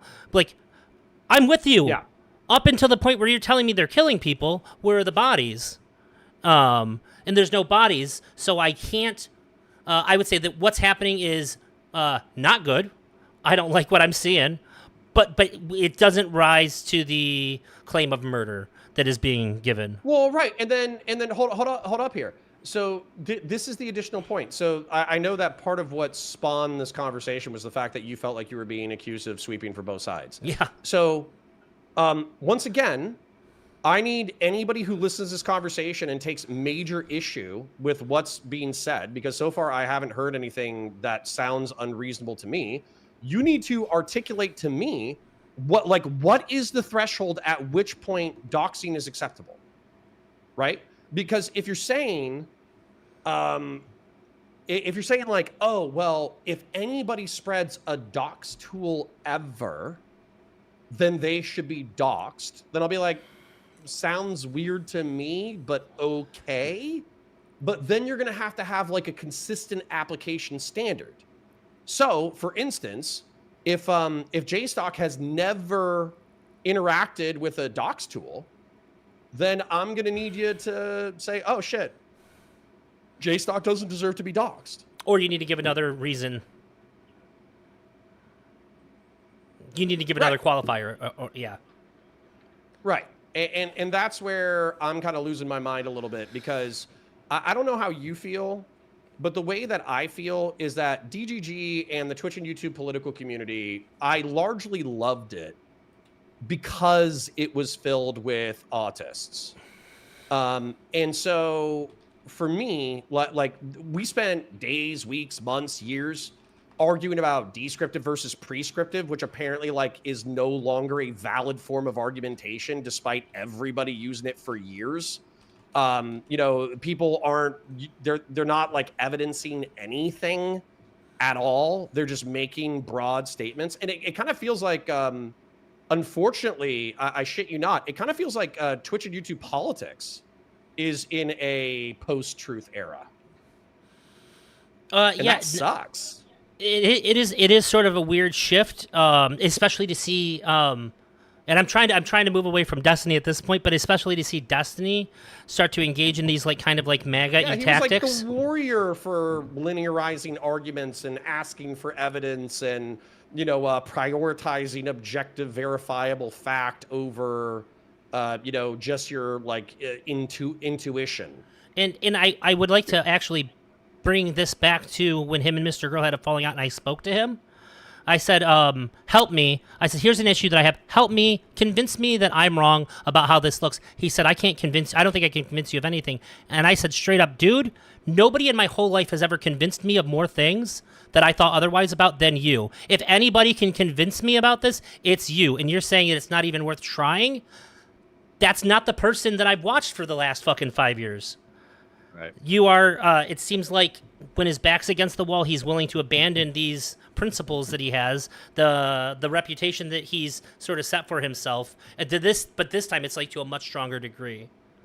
Well, and for me, like, I am sympathetic to the argumentation of this lawsuit's been a psychological drain, losing 99% of your orbiters is a psychological drain, having your own friends routinely, you know, talk shit about you is a psychological drain. I am completely sympathetic to the arguments of like emotional and psychological exhaustion explaining his behavior. But it explaining his behavior and it justifying his behavior are not the same thing. I agree with that. Yeah, that's kind of what I was trying to do there. I was trying to demonstrate that there seems to be a consistent pattern here, or there seems to be somewhat of a pattern here that explains what's going on. But I think it's bad at both times. Right. Right. It's and by the way, back when we were more friendly a week ago, I probably could be more sympathetic to the degree where I'm like, oh, you know, his back's up against the wall. People are being really rude and shitty, et cetera, et cetera, et cetera. But when you're handing your enemies, in my opinion, here's another thing that fucking Wick straight up did not understand, which like, I don't know how you can't understand it unless you're actually kind of like a midwit. No offense, Wick. He said, what the fuck does litigating Destiny's personal life have to do with people snarking him? And I was like, thinking to myself, it's like, what are the snarkers snarking? Are they criticizing? They might be criticizing his politics a little bit in reference to Israel-Palestine, but I don't think that's like a majority of their dislike for Stephen is over his alleged sweeping for Israel-Palestine. It seems like a majority of their dislike for Stephen is personal shit. It's the way he conducted himself in reference to Melina. It's the way that he conducted himself in reference to Lauren Southern. It's the way he conducted himself in reference to Pixie. It's the way that he conducted himself in reference to a host of other people. So like, no, I will not simply accept that the personal is delineated from the snark narrative when it seems like, I don't know, 70% of the fucking snark narrative is related to personal issues. I think you need to just, I think it becomes a lot more clear when you just add another word into what should have been said. His public personal life. He's made all this stuff known. See, that's the thing. Maybe this is like fucking autism and shittiness on my fault. But basically, like, for me, the personal shit, like, you making the public personal distinction is fine, no. I'm saying whatever. it is his personal life that he has made public. Which I think when Wick says Sure, his but personal he's life, gonna say, it's but shielded a his bit. counter argument, which I think bears some level of consideration, is that I made the Brit thing public, right? So they were Brit and Devil were running around and telling everybody and their fucking mom Even if you didn't, what you said about still stands true, Steven's. though. What's that? You can take out that, and that argument still holds up, though. What you just said Yeah. still holds up, even if you didn't say that. So that's why I don't care about that, because it doesn't actually apply to the argument that's being made. Okay. He can say that, like, what you did was bad. I don't like that. But also, like, you can't then not contend with the argument that you're making. If he says, like, that what you did is bad, I don't like that. Therefore, this doesn't, the litigation of his personal life doesn't, like, I don't see the connection. Like, okay, well, what about everything else? Well, my frustration, to be clear, with this thing too, is like, let's say that let's say that Brit was like somebody that he had screened, right? And she said, "Hey, I got this, personal sexual trauma. I want to, I want to role play with you, blah blah blah blah," and then they'd all kept it fucking private. Then I wouldn't have any leverage. Obviously, I wouldn't have any capacity to try to get Steven to stop behaving poorly. But clearly, what happened was that he trusted somebody that he barely knew with insanely personal and private information, and then it got leaked to the public, because of course it would. Why wouldn't it? Yeah. I don't know. I guess I don't know how much you can expect that to happen. Oh, I mean, it seems to have happened dozens of times. You need at to this know that point, there's so a I risk think you of it should when you're as probably big learn as your Destiny lesson is. eventually. I think that if you're Destiny, you need to be considerate that it could happen. I'm more lenient on a situation like that by a lot. Couldn't experience kind of dictate that it's likely to happen, considering, I don't know, I'm granting that. everything that's happened for the past few decades? I'm totally granting that 100%. I'm just saying it's Okay. not. Just checking. I don't hold you as accountable for that as I would you talking about like going over your court case and then getting mad about Pixie stuff is way fucking crazier to me to be mad at somebody about than somebody going behind your back and like talking about stuff that you had never intended to be made public. These are two pretty different levels of severity to the person. I would say, like, when I'm assigning culpability about these things, people going after you for the thing that you're like literally making money off of, talking about publicly, you're way more. You're fully culpable to people talking shit about that. Whereas if something came out that you, by your own like lack of foresight or negligence, didn't expect to ever see the light of day. Well, fair enough. We are hitting 2 hours, and so typically I like to keep things around there just in case it becomes a VOD. It's like easier to edit or whatever. I am fighting a boss though, so maybe I need to, Oh God, hang out for another 10 or 20 minutes. But is there any specific? Yeah, I want to talk about the things that I have an issue. Talking point where you're like, I wanted to talk about Connor, or I wanted to talk to Connor about this. Yeah, I was actually trying to move away from Destiny stuff a bit, like 10, 15 minutes ago, because I realized we were getting too bogged down. Sorry. I also want to talk about the issues with the Snark community. So like, let's get rid of Destiny out of this equation at all. I Sure. want to like, and let's focus on the snarkers, so the DGGers go, oh wow. Well, this is they're criticizing the other side too. I do have issues with both sides. So there's people that aren't Destiny, What a centrist. who don't have this same kind of reputation for like, hey, anybody can say anything they want about me. There are some people like I don't think Wick had it coming at all. I think that people like, and then if you want to look at people who have been doxxed, or sorry, not doxxed, but harassment, what qualifies as harassment? What the Snark community's done to Stardust, undeniably harassment. Constant personal attacks about her looks, about her race. You can make a huge list of things that they're constantly going in on her about, showing up in her chat, showing up in like all these places to make sure that she can see it, always going hard on Twitter. This is clearly targeted harassment. And this should be... we should all, everybody that sees that should be like banding together to condemn that, to doing things. I'm not saying dox them, but we should all be trying to shut that kind of behavior down. I think that's the clearest example I can think of as like obvious harassment. Okay.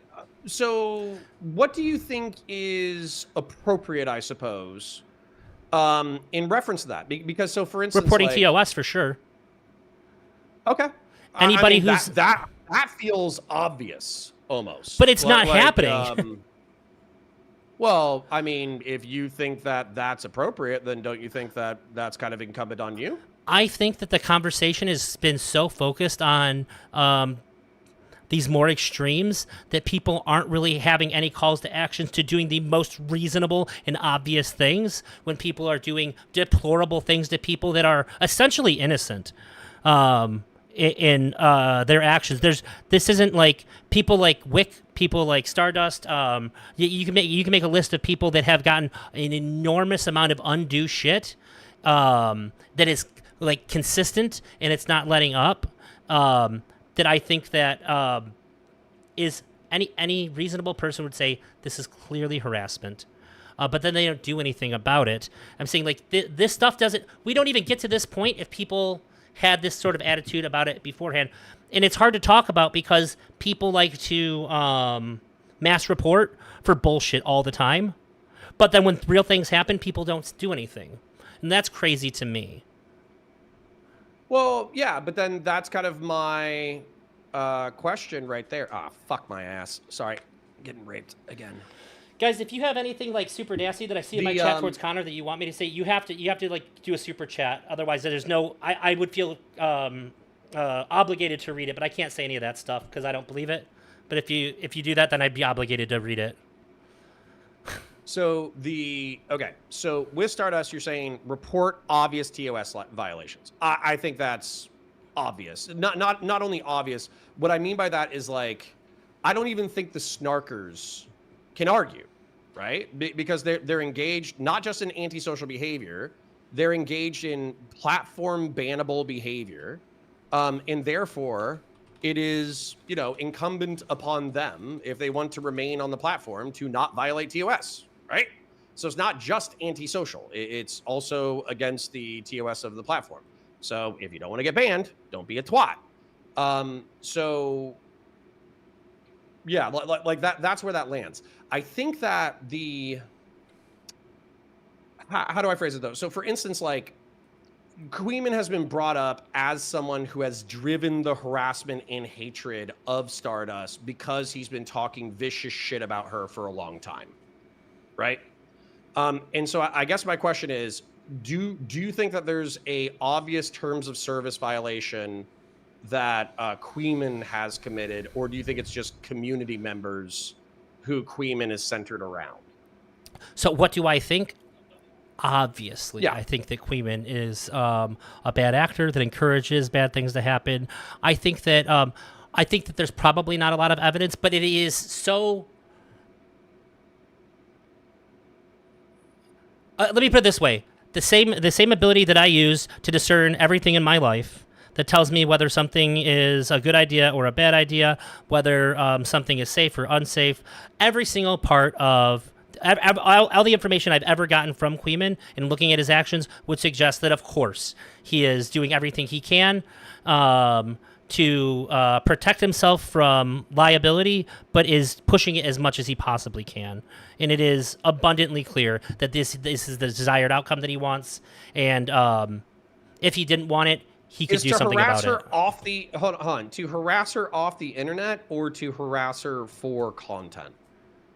So I would say that I know for that might not seem like a huge differentiation to you, I but think that I'm just asking. so I would my I have no obviously there's no evidence that you're asking what my opinion is. I think that it is to harass for content and I think that up to push bullying off the internet would be like the sort of series finale of this particular campaign, and it would be the ultimate desired goal. But we don't want to get there in just 3 or 4 episodes. We want a couple seasons of this shit. Right. It's a prolonged campaign of milking a creator and getting them to be worthy of harsh. I'm using sanitized words, but be worthy of harsh criticism Yeah, and maybe a little bit of racism. a lot, a lot of it. That way, eventually, when their career does implode and or they jump off the internet, it's like a season finale. Yes. I This get seems to that. be what is obviously true to me. I think some people might disagree, but I bet a lot of the people that disagree are people that are also making the same kinds of comments because they think it's fun. um, Well, right. They would say, no, no, no, no. We want to. It's not that we want to say harsh critical things. It's not that we don't want to say harsh critical things. We just want to milk Stardust forever. Right. That yeah, I think that would be their argumentation is like, no, we're not trying to drive her off the internet. We just want to fluster her so she says things that we can criticize so we can milk critical content. this would be the public-facing argument that they don't believe at all. I You think think? I think that I think that they want the content. I think that it's beneficial to them to get the content, but I don't think that you go this hard and this far without there being something like fucked up about you that really likes hurting people. Okay. Well, Because you can do but it. then You can that's do it gonna. without the racism and the misogyny, without commenting on somebody's looks constantly, without saying like just like gross, weird things. People like if you watch a streamer long enough, you're gonna find shit to pick apart and to make them look stupid. I don't care who it is. You can do that, and maybe you could even have some of this stuff in there just to add like a bit of a shock factor. But when when the primary things that come as a result of yours is like just these outright personal attacks like this from somebody who really hasn't engaged in that level of discourse is exceptionally telling. It would be Well, so okay, hard for me to so be then convinced otherwise. you already laid out terms of service as the corrective action. Yes. Where I'm pretty sure like most social media profiles, even though like Twitter, obviously you can be quite spicy and racist. Twitter, excuse me. Especially if you Even though know the can right be words. quite spicy and quite racist on Twitter. A majority yeah. of other social media websites have, limits to that Yeah. kind of behavior. So you already brought up terms of service, but then my question is like, what is the other Disengagement. solution, I suppose, to people being antisocial freaks on the internet? I'd say Because condemnation there's and a part of me that just disassociation. says, this is the way that the internet is. Sure. But the real problem here is that then these same people also have reach into other areas where this wouldn't normally be tolerated. Like for example, if I were to ever talk to Queeman, it would only be to talk about my criticisms about this. I would never speak to him about anything else. Like I think the fact that like you talked to him, I didn't watch it. I didn't watch his coverage about your divorce because I was like, there's no way this is going to be anything other than just gross to me. I have no fucking interest in this whatsoever. And I think that Truth that's be the told, attitude I don't think that a lot of have. people have watched it because it wasn't. I was ready for a grill session, and it was effectively just an interview. Sure. It really was not bad. I'm not saying that it is impossible Not for him compared to to what make. I thought it was going to be. I'm not saying it's impossible for him to make normal content, but I'm saying that when Yeah. this is the kind of community that you have and the kind of principles that you have, I think that it is on the rest of the people. See, like the TOS thing makes a lot of sense if like TOS actually made sense, like if that process actually made sense, and like you couldn't just get somebody shut down because for literally no reason. If there was actual reviews and all that, that would be good. So I think that the real thing that has to be done, the real prescription, is ostracization. It bothers me that people like Queeman and JSTLK have access to, like any snarkers, have the access to larger audiences, and then they get people that like end up coming into their discords and all that, and then end up amplifying like this kind of harassment. Who else besides me? The reason why I'm asking this is because, so for instance, like I don't think Queeman and I have had any debates or conversations besides the one where he super attacked Brianna Wu, then the one where he super attacked me over the Pixie shit, and then I think that's the last time that we talked, and then the only other time that we've talked has been this divorce thing. Yeah. But, like I said, I watch commentary content. So sometimes, whoops, I think I fucked that up. So sometimes, not only do I watch commentary content, I suppose, But I know what I need to do. Sorry, 1 second. You're good. This is the one I need to change. So, but I watch commentary content, and one of the criticisms from commentary, whenever they've interacted with me, and they're like, "Oh, Connor's such a fucking wife guy. He talks about his wife. He talks about his kids. He wants all the antisocial freaks to be more normal and more like him." And so, if I'm going to make that prescription, and then basically I get divorced, I think it's okay for them to be like, hey, you were a fucking wife guy, and look how that worked out for you. Where do you get the fucking balls to tell other people how to live? I think that's an okay criticism. And as somebody who's been in Twitch and YouTube politics for a long time, I think what I respected about Steven most back in the day was that he was answerable to criticism. Back in the day? I don't know. When are we talking about? I don't know why I would flee from that criticism. Sure. What you do? Like I said, I didn't want to see that because my perception of him is just such, which I brought up to like just say like this is where I'm getting my perspective. He wants to put from. The knife in. He wants to stab me a little bit. Absolutely. Yeah. I like what you did. Like you doing that is fine on your own. I think that because it was such a personal thing, I can't. That you guys talked about, I can't say one way or another whether that's good or bad. I think it would have been better to do it with somebody different. But if you find legitimate criticism, that's fine. But I'm saying that what is the answer to like the snarking? It has to be a rejection of it. It has to be a condemnation of it. And so these people are going to have to exist in a much smaller space. That's really all we can do outside of like TOS when it's actually appropriate, because TOSing is such an inefficient and badly designed system. I think maybe AI will help that in the future, where it can actually review things and check things and see if the claims are true and all that. And also terms of service are so ambiguous anyways. Just sharing one of my frustrations though is like I kind of am. I'm not like a free speech absolutist. So, for instance, like I think I actually would ban Lolicon if I had the opportunity to do so. Sure. But that being said, I think that everything else, I'm pretty fair game for, and so I'm not like a TOS guy, where effectively like I wish on Twitter I could tell people to kill themselves. I wish that people could be like antisocial fucking freaks. Do you think that you should be able to tell the same person to kill themselves every day for a year? No. Then I think we agree. I think that saying kill yourself is not the same as trying to convince somebody to end their life, obviously. Right. And that is not only an important delineation. I understand why it's probably almost impossible to moderate. Yeah. Like I truly do. We have to say you can't do it because of that.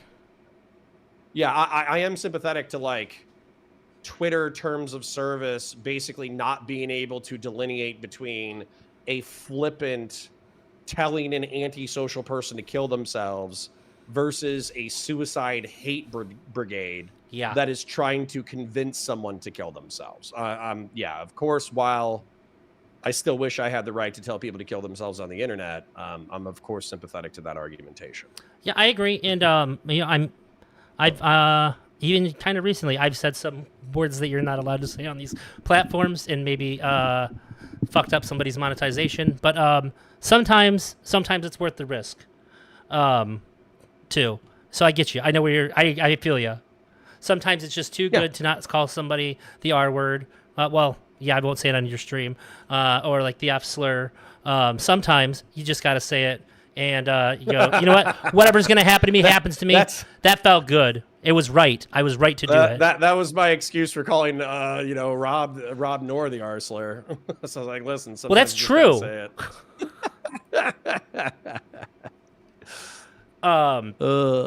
Whoops. So yeah, I think that the snarkers excused from Destiny are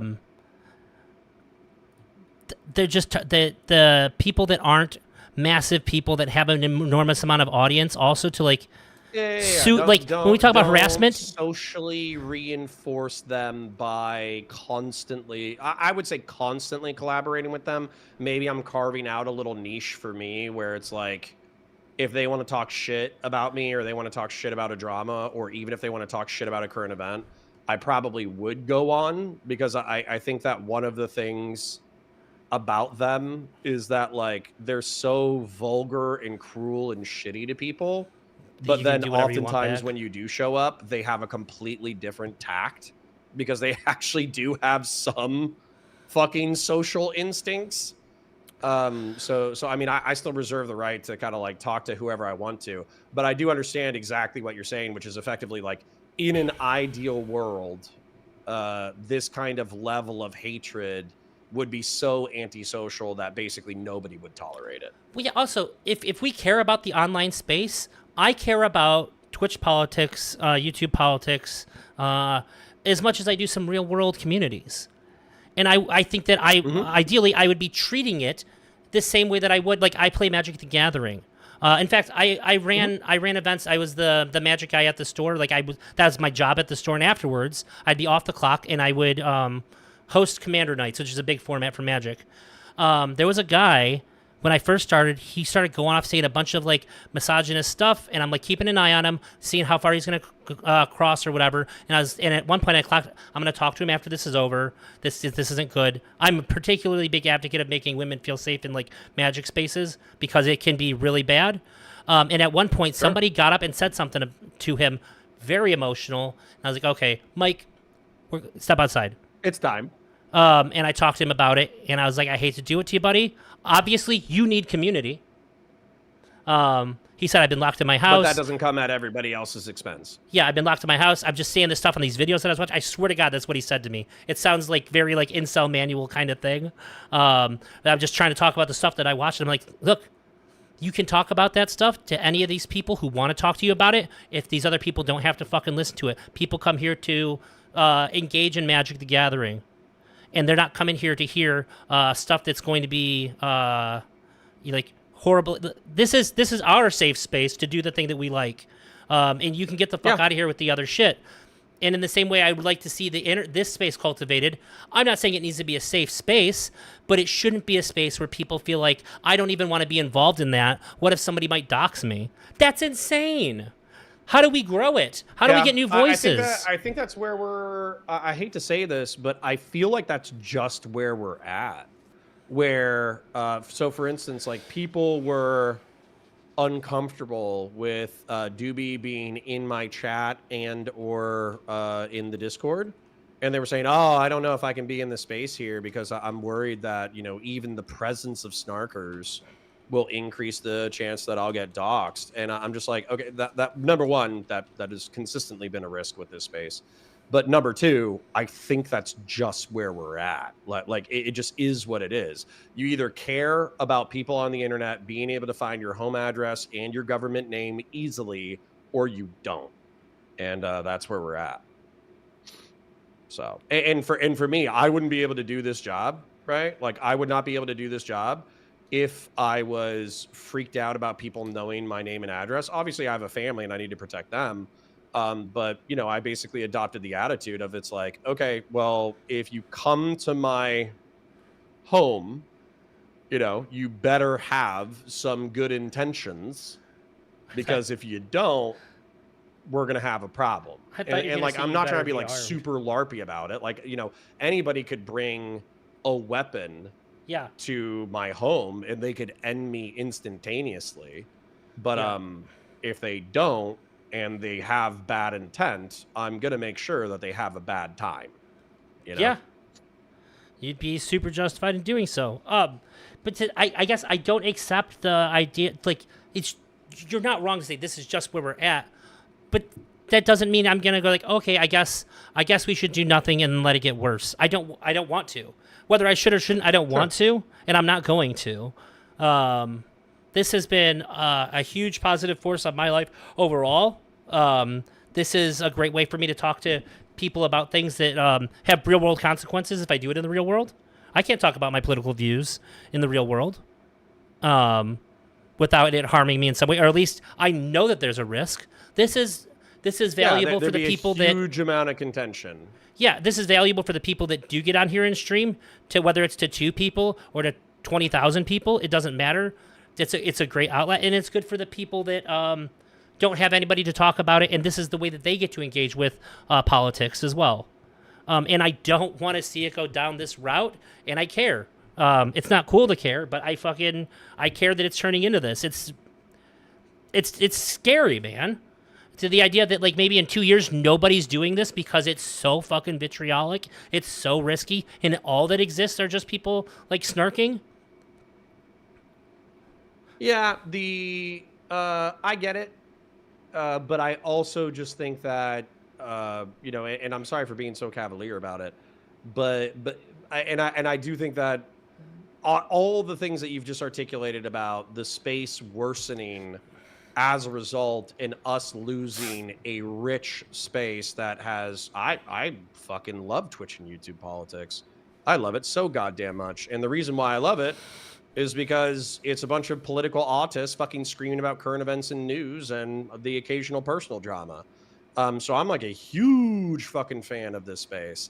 But that's where I think we all just kind of need to give our fucking balls a tug and, just do what we got to do. And that's going to involve some level of just not freaking out when bad shit happens. So you're probably going to get doxxed. Unless you say some truly crazy, you're probably going to get doxxed.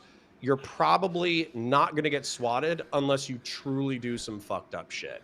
And then you Or get the people think you attention did. of some fucking pieces of shit on the internet who make it their life mission to ruin your fucking life. So that's another problem with the doxers, though. They don't just dox people, but they also like as soon as like before and after Wick got doxed, what are they saying? He's a pedophile. Well, what's gonna make people want to fucking swat him? Well, if he was actually a pedophile, yeah. Yeah, all it takes is for somebody to believe them and think that like maybe I am doing the right thing. Do you know what I mean? That's crazy. I get it. Maybe I'm being too blasé. Maybe I'm being too. We both just admitted there's a lot of retarded people on here. But I didn't see anybody seriously. Maybe I'm in the wrong space, but I didn't see anybody making serious allegations and or presenting serious evidence that Wick was a pedophile. The only things that I saw, secondary to the community, was effectively them giving him shit over touching Ginger Ramos' knee, and then Mr. Girl doing an imitation of him where he was talking as if Wick was molesting a child. And then everybody fucking memeing about that. I haven't seen anybody like actually credibly accuse Wick of any kind of, to be completely truthful, I haven't seen him accused of any kind of sexual impropriety.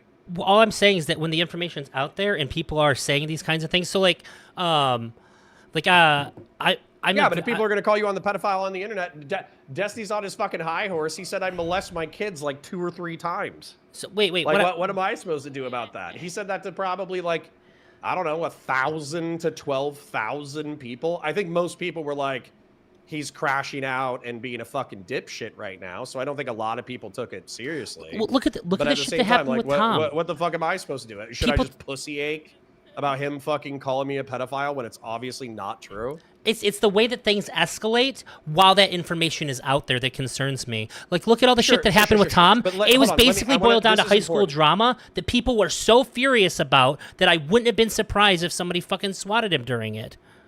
Because they think he hurt some girl's feelings. Let me point this out. If I had, let's say that I had taken the proverbial bait and I had been like, I'm not a pedophile, you're a pedophile, and then I just like freaked the fuck out every single time that Food Shops or Destiny had fucking done that, I would have blown that fucking shit up like 10,000 times more by freaking the fuck out. Whereas just by going, it's not true, fuck you, that's not even a serious allegation. That's a better approach. So that's kind of my thing. It's like, where's the energy in the room for that? Where you just go, that's obviously not true, fuck you. So It's better to do that for sure. However, whether or not it gets worse, sometimes it gets worse. Sometimes it doesn't when you try to ignore it. It just depends. You don't. The only thing you know for sure anymore is that you don't have any control over the narrative at all, and that the things that people Well, you do say never against you did. go unchecked. But I'm just saying that You never did. all these Entering the space as a public person, you are completely giving up your control. to a degree, to some parts, and all that. I think you're absolutely giving up control because obviously, and I did start a new mission, so I'll probably hang out for another 10 or 20 minutes.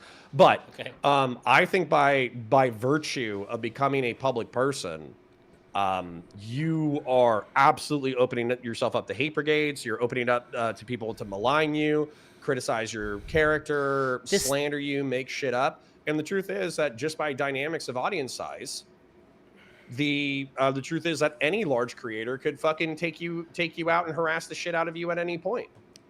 So I mean, I feel like that's always true. And not only is it true, I know you know that's true because effectively you had absolutely no fucking control over your government information being fucking put on blast. If what you're saying is all that really mattered, then we wouldn't have just had the conversation that we had. What you're saying is true, but what is different right now is that these things are happening in an area where there is doxes happening and escalation happening constantly, and this changes the formula. This changes the expectations. This changes what you should have expected coming into the space as a creator when you did. There is a reasonable expectation. You engage in some risk, with that, but this risk has jumped up significantly. The vibe is super fucking shitty right now. It's not just the vibe, it's the reality, dude. You're the kind of person that talks about increasing or decreasing harm, like whether we should condone or condone or condemn certain actions based on how likely it is to increase harm. I'm saying that this stuff substantially increases the risk that people took on entering this space or being in it, and that is so bad for this space. That like you can't even argue with somebody when they say like I could just get like I don't want to get involved in this space, like people are gonna dox me. You're saying like yeah, you should kind of expect that now. That's a bad Overton window shift, really bad. And if nobody does anything about it, nothing changes. Nothing changes. I agree. I just I think this was always the risk. You know, like even back in the day, the reason why we weren't getting doxxed and doxing was considered like such a fucking serious offense that it effectively it was like a socially enforced taboo. It is just because of community standards, and those community standards are gone. Somebody in my chat pointed out it was and I can see some of that stuff too. Okay, Stardust, to make an exception for your creators. Ask him if you should expect people to harass you for an extensively focused way for 4 years straight. I mean, I did bring this up. Ah. Oh. Like yeah, Stardust, they have singled you out to harass the shit out of you because you are an Indian woman. And yeah, I misunderstood. I think that Elder Drazi pointed out the only thing that you could do, which is effectively finding profiles that have violated terms of service and reporting them at the time that terms of service violations have happened. But besides that, I think everything else is completely out of your control. You're correct that it's out of her control. And you are particularly disadvantaged as an Indian woman. But what I also said is that people that are not fucking insane should be calling this out in mass, and we should be TOSing it alongside her. We should also be trying to limit their reach as well, because this isn't the kind of, like, would you want to go and hang out at a bar where every time an Indian woman the Indian woman walked into the bar, they started saying racist, misogynist shit? Not. Correct. Yeah. So treat our online community like our real community. What I would do if let's say that this was, I am kind of, able to create content within my own space, right? Like I am able to make enough money on a week-to-week basis that I don't technically need to collaborate. Now I should, because it's good for you. Oh shit, I'm out of ammo. That's not good. Wait, why is it acceptable here but not at the bar that you go to? Well, hold on. I was literally about to say this. If we were to come together and say, hey, the vibes are fucked up, Twitch and YouTube politics is fucked up right now, the space is ruined because of the behavior of the snarkers and because of the basically no offense to Destiny and DGG, but also because of their actions in the space. And so as a result, we are going to set a standard for behavior for people that we're going to interact with. And effectively, like, here are the behaviors that if you are proven to have engaged in, you're persona non grata. Nobody who signs into this, like little coalition of Twitch and YouTube political creators, we will no longer fuck with you. And so one of them could be like prolonged racial harassment or something. And so effectively, it's like if there's like a one-off anti-Indian joke, then okay, that's not going to be it. But if there's like 3 or 5 or a dozen or also like making fun of Or the person who dead did it once parents and doing it pets. every day But for hold a on, year. I want to actually articulate this because I know that Stardust, recently lost a pet, or a pet was going through a health issue. So we Yeah. could say making fun of dead relatives or pets is fucking off limits. But then what's going to happen, and this is actually why I wanted to explore this as an idea, is the fact that Destiny has done like all this shit. You know what I'm saying? So we would have to actually stick to it where it doesn't just apply to people that we like and don't like. You know, we would actually have to apply it to larger creators and say, hey, listen, we know that we get more out of you than you get out of me, but if you engage in these behaviors, then we're not fucking with you anymore. Or And that would have to be enforced. And by the way, I don't think anybody's gonna be interested in that, because clearly the fucking Civil War lines have been drawn and people are going more towards Steven's orbit, not less towards Steven's orbit. so there's 2 things on that. I'll talk about the thing that you said first, and then I'll go back to something you said. One is, or if you talk to somebody like Destiny, which I can live this example. Would it have been more advantageous for me to talk shit about Mr. Girl when all this stuff happened because Destiny's a larger creator? Do I think the DGG would have welcomed me with open arms and then I would have got a ton of viewers and subscribers and probably money for doing so by flipping sides? Sure. But what I have done when I talk to Destiny is called him out on the things that I thought were bad, and that's all I talked to him about. Sure. Like, you could still interact with another creator, but like you cannot leave the bad behavior unaddressed or something. It's like, all yeah, I was interested in talking about. There's some code of conduct that you could come up with, but then once again, like coming up with the code of conduct and then actually enforcing the code of conduct or having people voluntarily, kind of self-regulate, that's a tall order. That's a tall order. Yamato, I don't know who that is. The other thing that you said, and I agree, but I'm arguing for setting an example for the people that aren't fucking crazy, Sure. and the people that aren't just in it for the money. And if this standard is set, then the people that deviate from that, then we can see it for what it is. And rather than it just being like, that's just how it goes. If I was following Destiny's own standard, then I should have freaked the fuck out and basically, try to like dox and swat him, right? He's fucking maligning my. That's not the standard I'm advocating for. Professional, honorable fucking reputation. So clearly, I should fucking dox him, right? No, that's not the standard that I'm advocating for.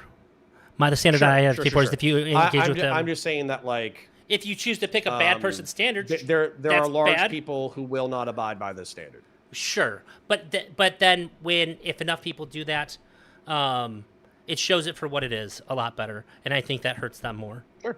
The other thing I want to point out, and I'm hoping some people are noticing that effectively, like, Dan and Mooten were like, oh yeah, Connor's like a fat gay retard who's now going to be like a snarker. I can't believe he snarked with Mr. Girl in Lav. Connor, you're and not then fat. I hope they go, oh shit, when's the last time that fucking Connor was talking shit about Destiny? Oh, he fucking purposefully avoided talking about him for the past 2 weeks in order to like chill out the environment. Oh, he fucking he fucking tries to reason his critiques in order to not be like a hyperbolic piece of shit, even though it's clearly advantageous to be a hyperbolic piece of shit. Like, dude, yeah. So like, I'm with you as far as like setting the example, but like, whether or not people notice, I think is also up for fuck. is up for not debate, but whether or not it's going to have any kind of effect whatsoever is a different question. You can call me a dreamer, or as my ex-wife would say, a gambling addict. That's a joke. Um, no, I understand what you're saying, but I'm not going to stop encouraging people from doing what I think is obviously the correct thing. That if anybody is honest with themselves, who's not a fucking psychopath, would probably agree with me. Sure. The other thing I want to bring it back to. Then here's my follow-up question is, besides, because you did bring up like, oh, you judged this thing in a way that I didn't like, and maybe you outed somebody's business in a way that was inappropriate considering the circumstances, and blah blah blah blah blah. What other fucking antisocial bad fucking behavior have you noticed that I need to fucking rectify? Well, just I guess the condoning of that's what I was gonna get to when I wanted to go back to the other thing. So I guess I'll answer that based on your answer to this. Go back to the bar example. If your local bar is taken over by fucking literal Nazis, would you go like, well, look, that's just how it is? Or are you gonna be like, I don't want them in my fucking bar. I don't want them in my town. I would say that's up to the bar. So for instance, like, you wouldn't care that your bar that you go to every Friday night after work, where I just wouldn't go anymore. You wouldn't care about taking it right? back? If the owner, and by the way, we're not owners. The owner is Twitter. The owner is YouTube. The owner is Twitch. Right. So then what I would do is talk to the people in my community. Oh, yeah, you need to fucking bounce these people because I don't want to be around these kinds of people. Right. What I would do is talk to people in my community. Like the bar, you don't go. You talk to people in your community. Go, we need to take our bar back. We show up there, and if any of these motherfuckers, how are you gonna take your bar back, bro? In this analogy sense, how are you gonna take your bar back when the bar, Twitch and YouTube politics, isn't just the community; it's the platform itself.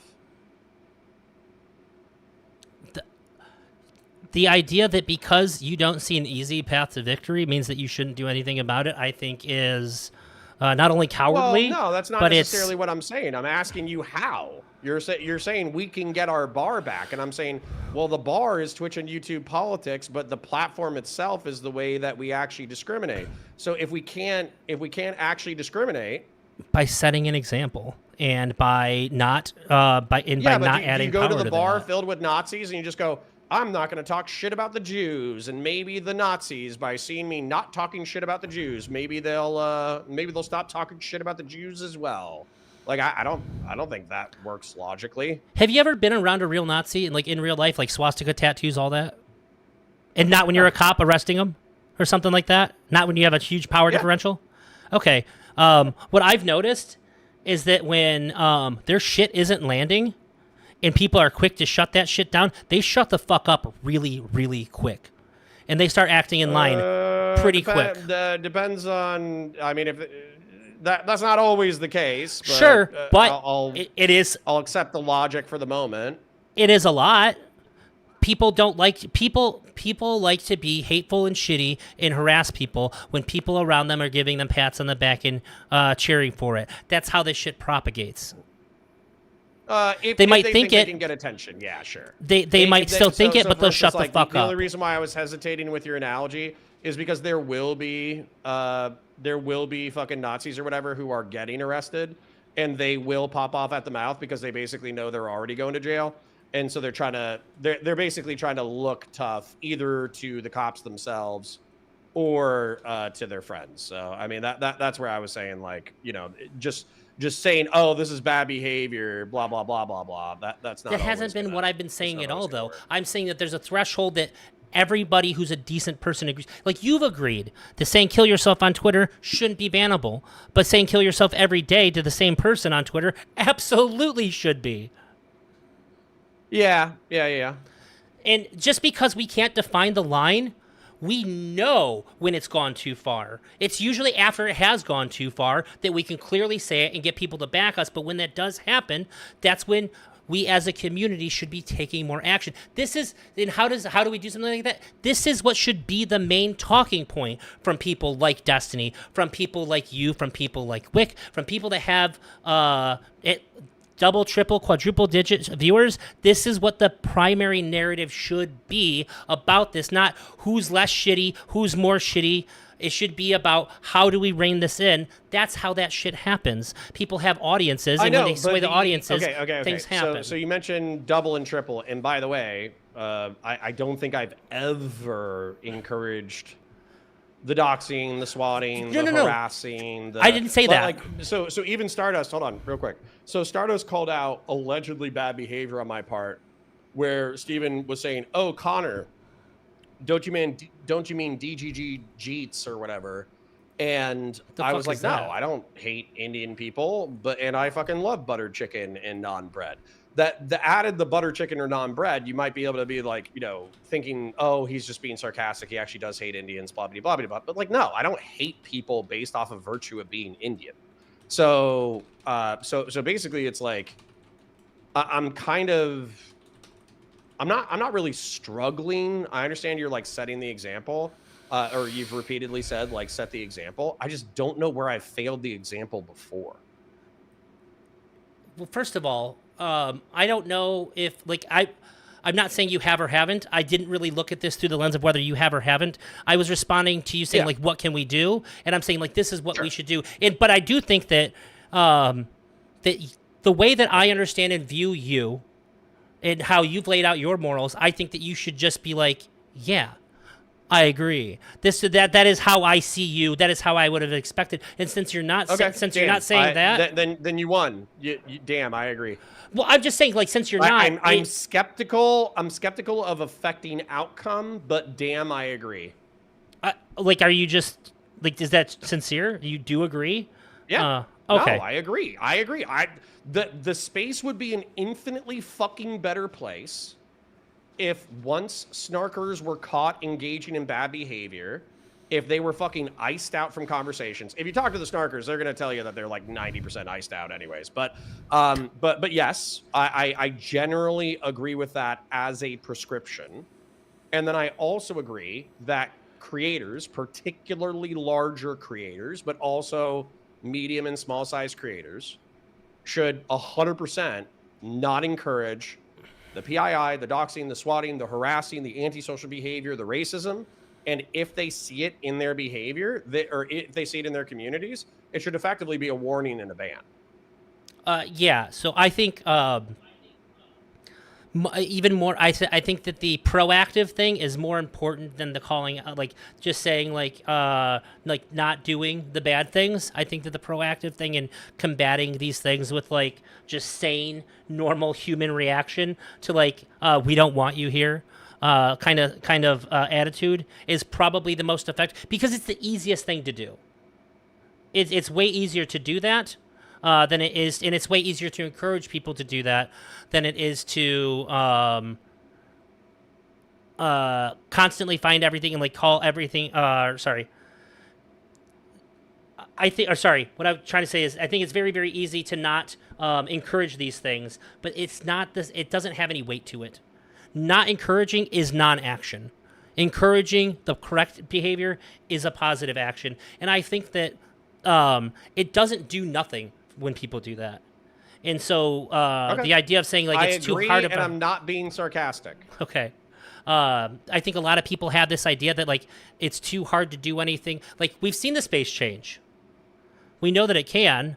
And I just think that the idea that it's too difficult... Have we ever seen this... I'm being a little snide, but have we ever seen this place change for the better, though? I've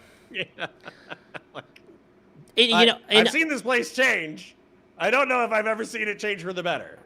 Sure, but I mean, you're a person of faith. You believe in doing the right thing against any odds, right?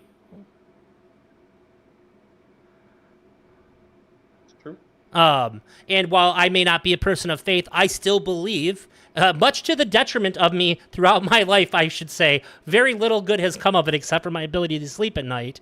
I call out the bad things when I see them. I stick to my honesty when it's difficult. And I just think that more people should be doing that in this space. And I think that every time somebody does take a stand like that, it makes it a little bit easier for other people to do it. No, I agree. The that was an interesting thing about the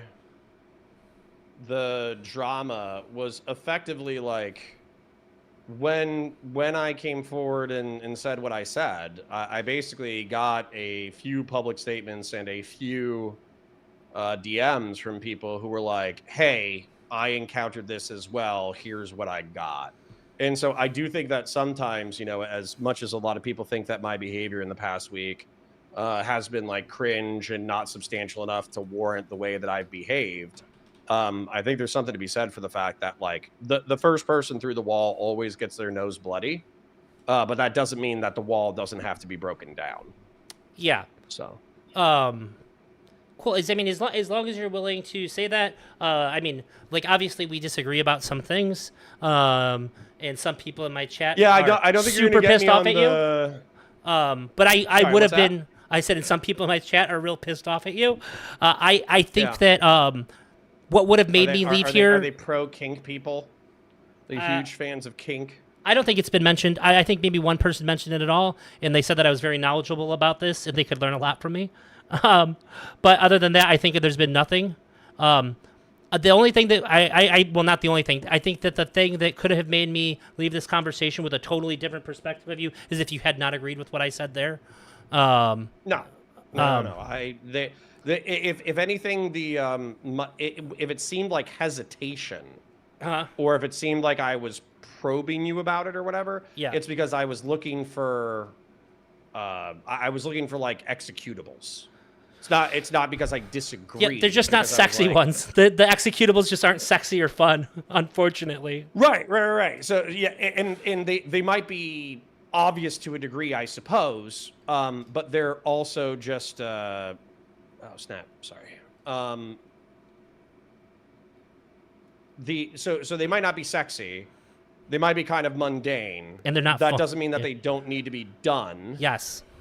And so yeah, It's so kind like of like I it's time to understand be a. that part. It's like it's time for the grown-ups to be grown-ups right now. Well, right, but then that just gets a little funky for me, I suppose, where I feel like I'm trying to be as grown up as I can be. I understand screaming at your friend like, "Hey, age played with a fucking groiper repeatedly while they're trying to talk" is probably not the most mature thing I've ever done. But it's also like my lack of decorum in that conversation was manifested in the fact that I felt like he was sweeping for something that should not be swept for. Sure. And So, again, the only real issue I had with that, well, I guess I'm not super thrilled about private stuff becoming public, but I accept your justification for it based on your moral framework. But the only thing that I really had an issue with there is that you had an opportunity to make a much better argument towards the thing that you care about. And I really care about people not arguing the best version of the thing that they care about. I kind of see it as yeah. it's like akin to dishonesty. It's like if you really care about this thing, you have a duty to not be lazy about it and go after the best thing, because otherwise if I agree with you, then like I'm putting my trust in you to be a vehicle for the best arguments for the cause. It's like when like people like vegans argue really But bad vegan arguments. I so hate them. the cause that you and I are joined in is the fact that we've enjoyed Twitch and YouTube politics as a community and a scene for political autists to debate for many years now. I think Yeah. that's the cause that we share. However, I do think that it does need to be pointed out that like while I'm liberal in the sense of I think that maximal human freedom is good, I am also like a moderate social conservative in that I think that the way that, you've described the way that you conduct yourself and what's been good for you and good for your psychology and all that kind of stuff is not the way that I would generally prescribe for society. And I would still probably criticize even within your niche. You know I what? just don't presume that like I just don't presume that like if you haven't committed a crime, I don't think that I can really do anything besides like criticism. Sure. I can say, hey, I don't like this for this and this reason. But that's really it. I would even go so far as to say if you had the exact same conversation with Destiny about the stuff outside of my there's a bit of nuance as to whether or not that was going to be made public or not. But if you get rid of that, I would have no issues with you arguing with him about that exactly the same way that you did if it was a separate conversation from like the snark stuff. I just don't think that should have been a Okay. part of it. That was I'm zero not trying to criticism from defend me myself there. too much because I understand that, like, just momentum wise, we probably have a healthy chunk of agreement. So I'm not trying to eliminate the Yeah, agreement. this is sort of a But summary. for me, yeah, for me, I'm just gonna tell you, I think these are, and you don't have to agree with me. I think these are like linked extremely because effectively, with the way that Steven conducts himself, a substantial problem of the way that he conducts himself is that he, by living such a, I don't know, promiscuous, I guess is the politest way to say it, a promiscuous lifestyle, but not having due regard for a substantial amount of his partners, that is the primary vector of attack. So oftentimes, like a lot of liberals or whatever will say, oh, these things are like Wick said he was completely confused as to why I was bringing up sex shit at all, And I agreed and with I that. thought that was like insane. And I agreed with that, but I think maybe I agreed with like why it makes sense to bring it up at all in relation to that for a different reason than you did. Because if you Yeah. make it public, like it's fair No, game. you thought my correct me if I'm wrong, but you just thought that my criticism, I was identifying the incorrect variable to criticize. Correct. Yes. Because I believe you that you cared about making this argument. I'm critical of you for making such a suboptimal one when there was other ones very Right. easy to grasp. And that only works if I think that you're intelligent, and you are. So I Sure. was bummed about it. Oh, thank you. I appreciate at least the faith to be like, Connor is not so fucking stupid that he won't even understand my argumentation. Might have to check on communication sometimes because I kind of talk weird, but yeah. Otherwise, I think that you're smart enough to understand it. And I don't think I have a whole lot more to say. If you had anything else you wanted to add to like wrap up with. No, yeah, I'll do a little like summary and outro, but I just killed a boss and I got to use a power axe to do it, so I'm pretty excited about that. What I would say is just that, like, you are right, and many of my critics are right, that I went in half-cocked. Matter of fact, I'll even concede this to Beckett. Beckett literally contacted me on day of that I was going to do the Thursday stream, and he's like, don't do this live.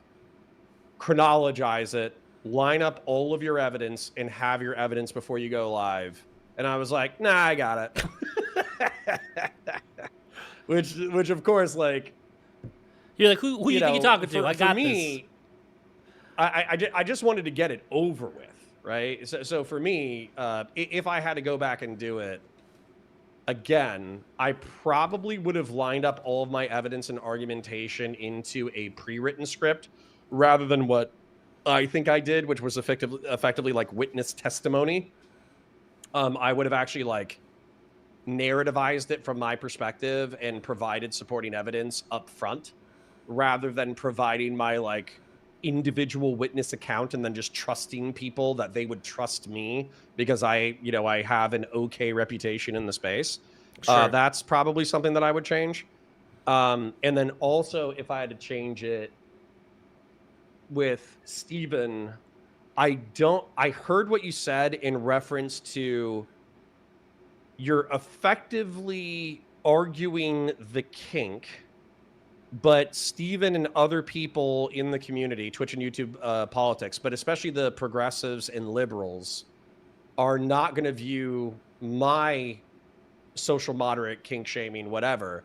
That's not going to be the thing that they're going to have a problem with. Yes. The thing that they would probably have a problem with more is going to be like the social dynamics and potential abuse of engaging in promiscuous sexual behavior without sufficient due care to the other people involved. Yeah, or like the Donald Trump thing. There's quite a few things I could list off about Destiny that would identify with an audience more. Yeah. Um, Yeah. Well, and that's another good point is that basically it's like when he argued that there's no reasonable person or who would hate him or whatever I obviously could have latched onto that and given him better examples. So yeah, there's a host of criticisms there for sure that I think are, while they do hurt my feelings, they are accurate. So Um, uh, I don't usually do this, but would you mind if I not plug something that's not mine? yeah, please go ahead. So a friend of my stream, if you've watched Mr. Grill's content, you've probably seen him once before too. Probably a lot of people know him as Healthy Gamer Josh. He's the guy that used to work for Healthy Gamer GG, and then he stepped down doing the whole Dr. K thing. A good friend of mine.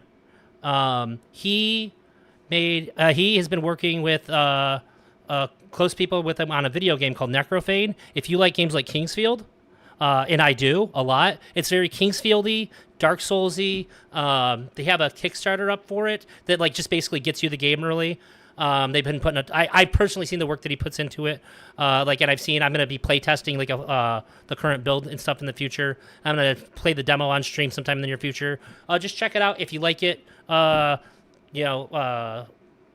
it, or if not, just follow the YouTube channel or something. Because I think it deserves some of the gas from the community.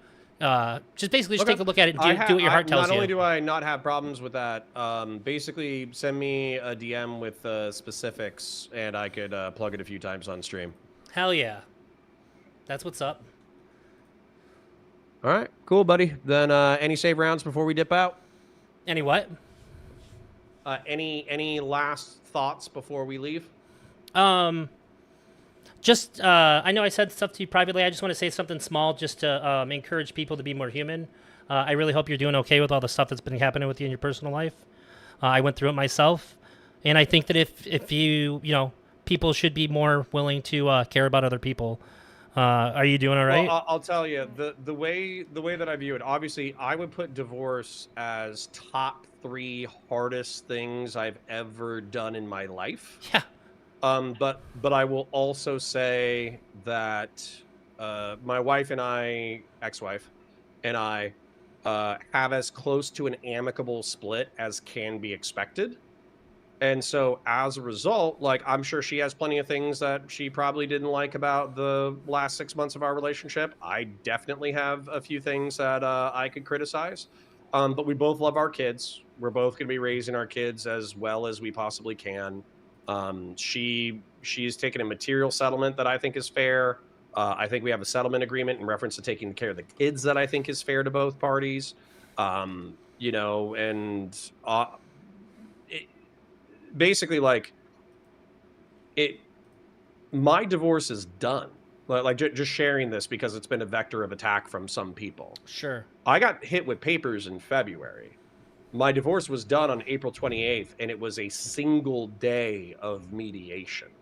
Sure. So people are ascribing the past 2 weeks to personal issues. And I'm telling you that, like, obviously the personal issues are emotional. So when people attack me along those lines, maybe I'm a little bit more sensitive to it. Sure. But besides that, like, it's done.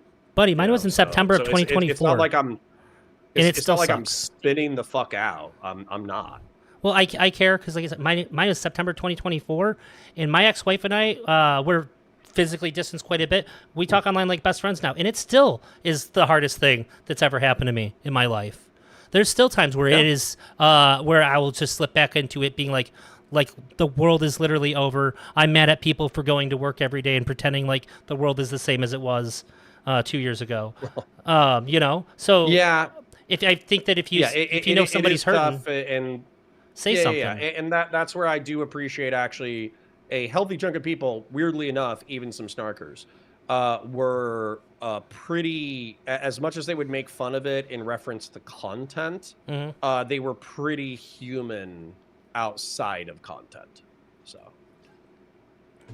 And yeah, I don't care how much I agree or disagree with you. If I see somebody's hurting, I'm gonna offer you a hug, buddy. Oh, well, I appreciate it. Well, I think we're a little distant for a hug right now, but the sentiment is appreciated. And I wish you and your community the best. I do see the video game. If you just want to remind me early next week, like, hey, man, my buddy's still working on that. Could you plug it a little bit? Then I absolutely will. Yep. Oh, and I don't know if I said you can download the demo now on Steam for free. All right. Cool, cool, cool, cool. Well, I appreciate you, and if there's nothing else, I hope you have a great night. Thanks, man. You too. Take care. All right, bye now. Bye. Oh, we had some fucking people in here, huh? Um, thank you guys. I'm gonna try to like briefly look at chat. I apologize. I usually don't say something like that. Things are just so tense right now. I know people are gonna have a lot of strong feelings. I didn't want to be a vessel for chat arguing with him. That's why I said if he super chatted, I'd basically be obligated to do it. That wasn't my way of trying to like get money from chat at all. That's just my way of saying, like literally, I would be obligated to do it if that's how much you care. Like I'm not going to not read somebody's super chat. That's sort of the implicit deal that if you super chat, I'm going to read it. I just didn't want to. I just didn't want to be that sort of like third person in the middle of an argument. So that was basically your only way to do it because I could only read so much anyways, and yeah, I just didn't want to play that role in the conversation. And sorry, I kind of lost what Black Yamato was saying to me. He said reputation. Yeah, Black Yamato. I don't know if you're still here, but I wasn't really sure what you were saying. Thanks, Leaf.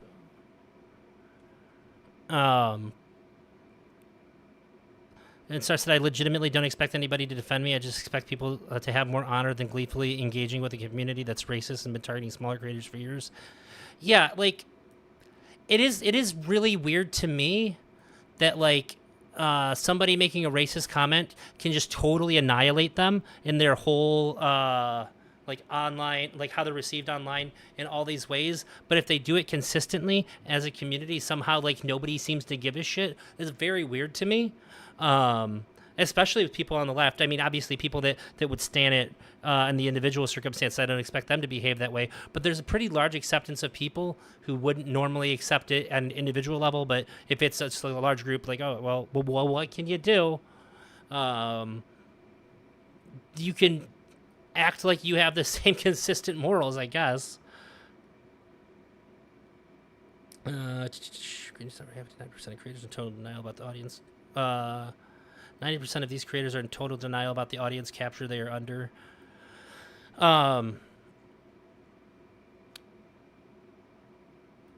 Lead from the front counter. I think that Bad Horse said that, just saying that people are pretty audience capture. Oh, I don't think that applies to Drazi or Connor. I'm always willing to hear what my chat has to say and try to engage with it in good faith. But at the end of the day, I don't really give a fuck about other people's opinions if they're not providing like a good counter argument to me. I'm gonna I don't care. I don't care if people are like members of the channel or they donate or whatever. It's not gonna make me feel any different about anything. In fact, one time I asked my chat when I did like Reaction Fridays if they wanted to be able to like get their thing like bumped up or decided what happened to it with donations, and they were like resoundingly like, no, we don't want that power. So I don't even think that I have like the regular viewers of me don't even like want to like audience capture me. I'm glad there's someone who agrees with Mr. Gross criticism of Destiny who doesn't lose the plot on behaving ethically themselves. Thanks, Drazi. Yeah, no problem. I usually, if I'm so like I'll back people up a lot, but if I champion somebody, it's probably because I agree with their philosophy. And then in times where I don't, like I disagreed with Mr. Girl plenty, I call him out, I'll argue with him, I'll tell him what I think that is wrong and all that. Drazi, I like your perspective about kink a lot, and I appreciated substituting CNC in that conversation due to the emotional aspect. Yeah, like when people try to evaluate things like age play and all that, like there's no conversation to be had. It just doesn't make any sense to attempt to have that conversation when literally zero people are ever going to hear a single word that anybody says past any of that. So like when the thing that we actually care about is whether or not like risque kind of sexual activity that isn't hurting anybody. Like what is like the moral responsibility in these things? What do we actually think is going to come of that? What's the point in having that conversation publicly? If we're having a one-on-one, sure, I don't care what example you use. If we're having it publicly, I kind of feel responsible to the people that are doing things healthy and all that to not drag the entire like kink community into the mud and have no chance at actually being heard. Yeah, and normally I don't shy away from the kinds of framings that Connor tried to put it in, which I mean from his perspective is fair. That's what had happened. But if we want to talk about the substance of it, let's keep extreme. I won't try to take the extremeness away from it, but let's just make it more of an actual like fair conversational battlefield. I appreciate you too, Mantis. Thanks for the convo. You're welcome, Stardust. And Mantis, I see you popping off a lot in chat, but I had it so far over on the other side, which is probably more fair to Connor because there was a lot of chats going on. Basically, what I could really tell is like I could tell when you were upset or had high energy, rather than specifically the words. There's a couple of times where he did something I tried to peek at chat. My channel only goes back so far though. That's weird. I don't know if there's anything else. Oh, let's see. It's frustrating seeing people I once respect for carry so much water for people who had such profoundly negative impact on my life. Yeah, that fucking sucks. The space has changed a lot, and the people in it too. I recently had a very well-known, much larger creator tell me that they said, "I'm not trying to glaze, but you are one of only two people I've known that hasn't changed at all in the last few years in this space." You don't have to be sorry, Mantis. That was more or less me saying I'm sorry that I couldn't actually like see what you were saying to respond to it. Because usually, when I do streams, it's not such a in-depth one-on-one conversation to where I can like sort of like pause and address what people are saying in chat. So just sort of me giving a nod to you, saying like I could tell where you were at, but unfortunately I just couldn't get over to read it. I don't know. I've just seen all this happen and it's lame. It's super fucking lame, Haas. I hate it. I hate it a lot. Ask him if he should expect people to harass you. Oh, yeah. Harass you extensively in a focused way for 4 years straight. That's why I kind of brought up the Twitter, like, kill yourself for a whole year thing. Like, obviously, nobody... If somebody says it's okay for somebody on Twitter to tell you to kill yourself for a year straight, they're not worth talking to. You definitely changed the space for the better. I think Connor underestimates that. Well, thank you. Look, all I can do is what I can do. And the best way I can do what I can do is to stay consistent and try. That's it for me for tonight. I'm trying to put together something weekly. I know before when I said I was back, I just want to address this. I have had severe sleeping issues for the last several weeks. I have no idea what it's about. At all. I'm not certainly not saying it has anything to do with streaming or anything like that. And I just started doing a sleep study, so hopefully they can fix that. Days that I had planned to stream, like Fridays and Saturdays, I've been so exhausted and so tired that not only did I not know if I could stay awake to do the stream, but I know that I wasn't going to bring the energy that I wanted to. Luckily, today was just like a good, like the time for it and all that worked out really well, and I did have the energy. I almost for sure have sleep apnea, but it might be more than that because that's like if I have sleep apnea, it's certainly not new. Have a great night, Elder Drazi, and thank you for always sticking up for your principles. Of course, thank you, Stardust. Good job, stream whenever you can. I want to more, but also I think on Wednesday I'm gonna be on Wick's Call-In show. So if you really like this or if you hated it or whatever, and you wanna bitch at me or say something to me, you can find me on Wick's Call-In show on Wednesday. And just in the future too, I'd like to do the community reaction streams. I think a lot of people really liked that, and it was just cool to see what the people that watch me like to watch and listen to and all that. But all right, that's it. I've been on this stream for long enough with my hair looking like a mess, I suppose. So I'm going to get out of here. Thank you guys for being here, and I'll be back soon. I know I miss Fridays too, man. I'm going to try. I just got to figure it out. I'm going to try. If I do, I'll try to tag you because it was a good time.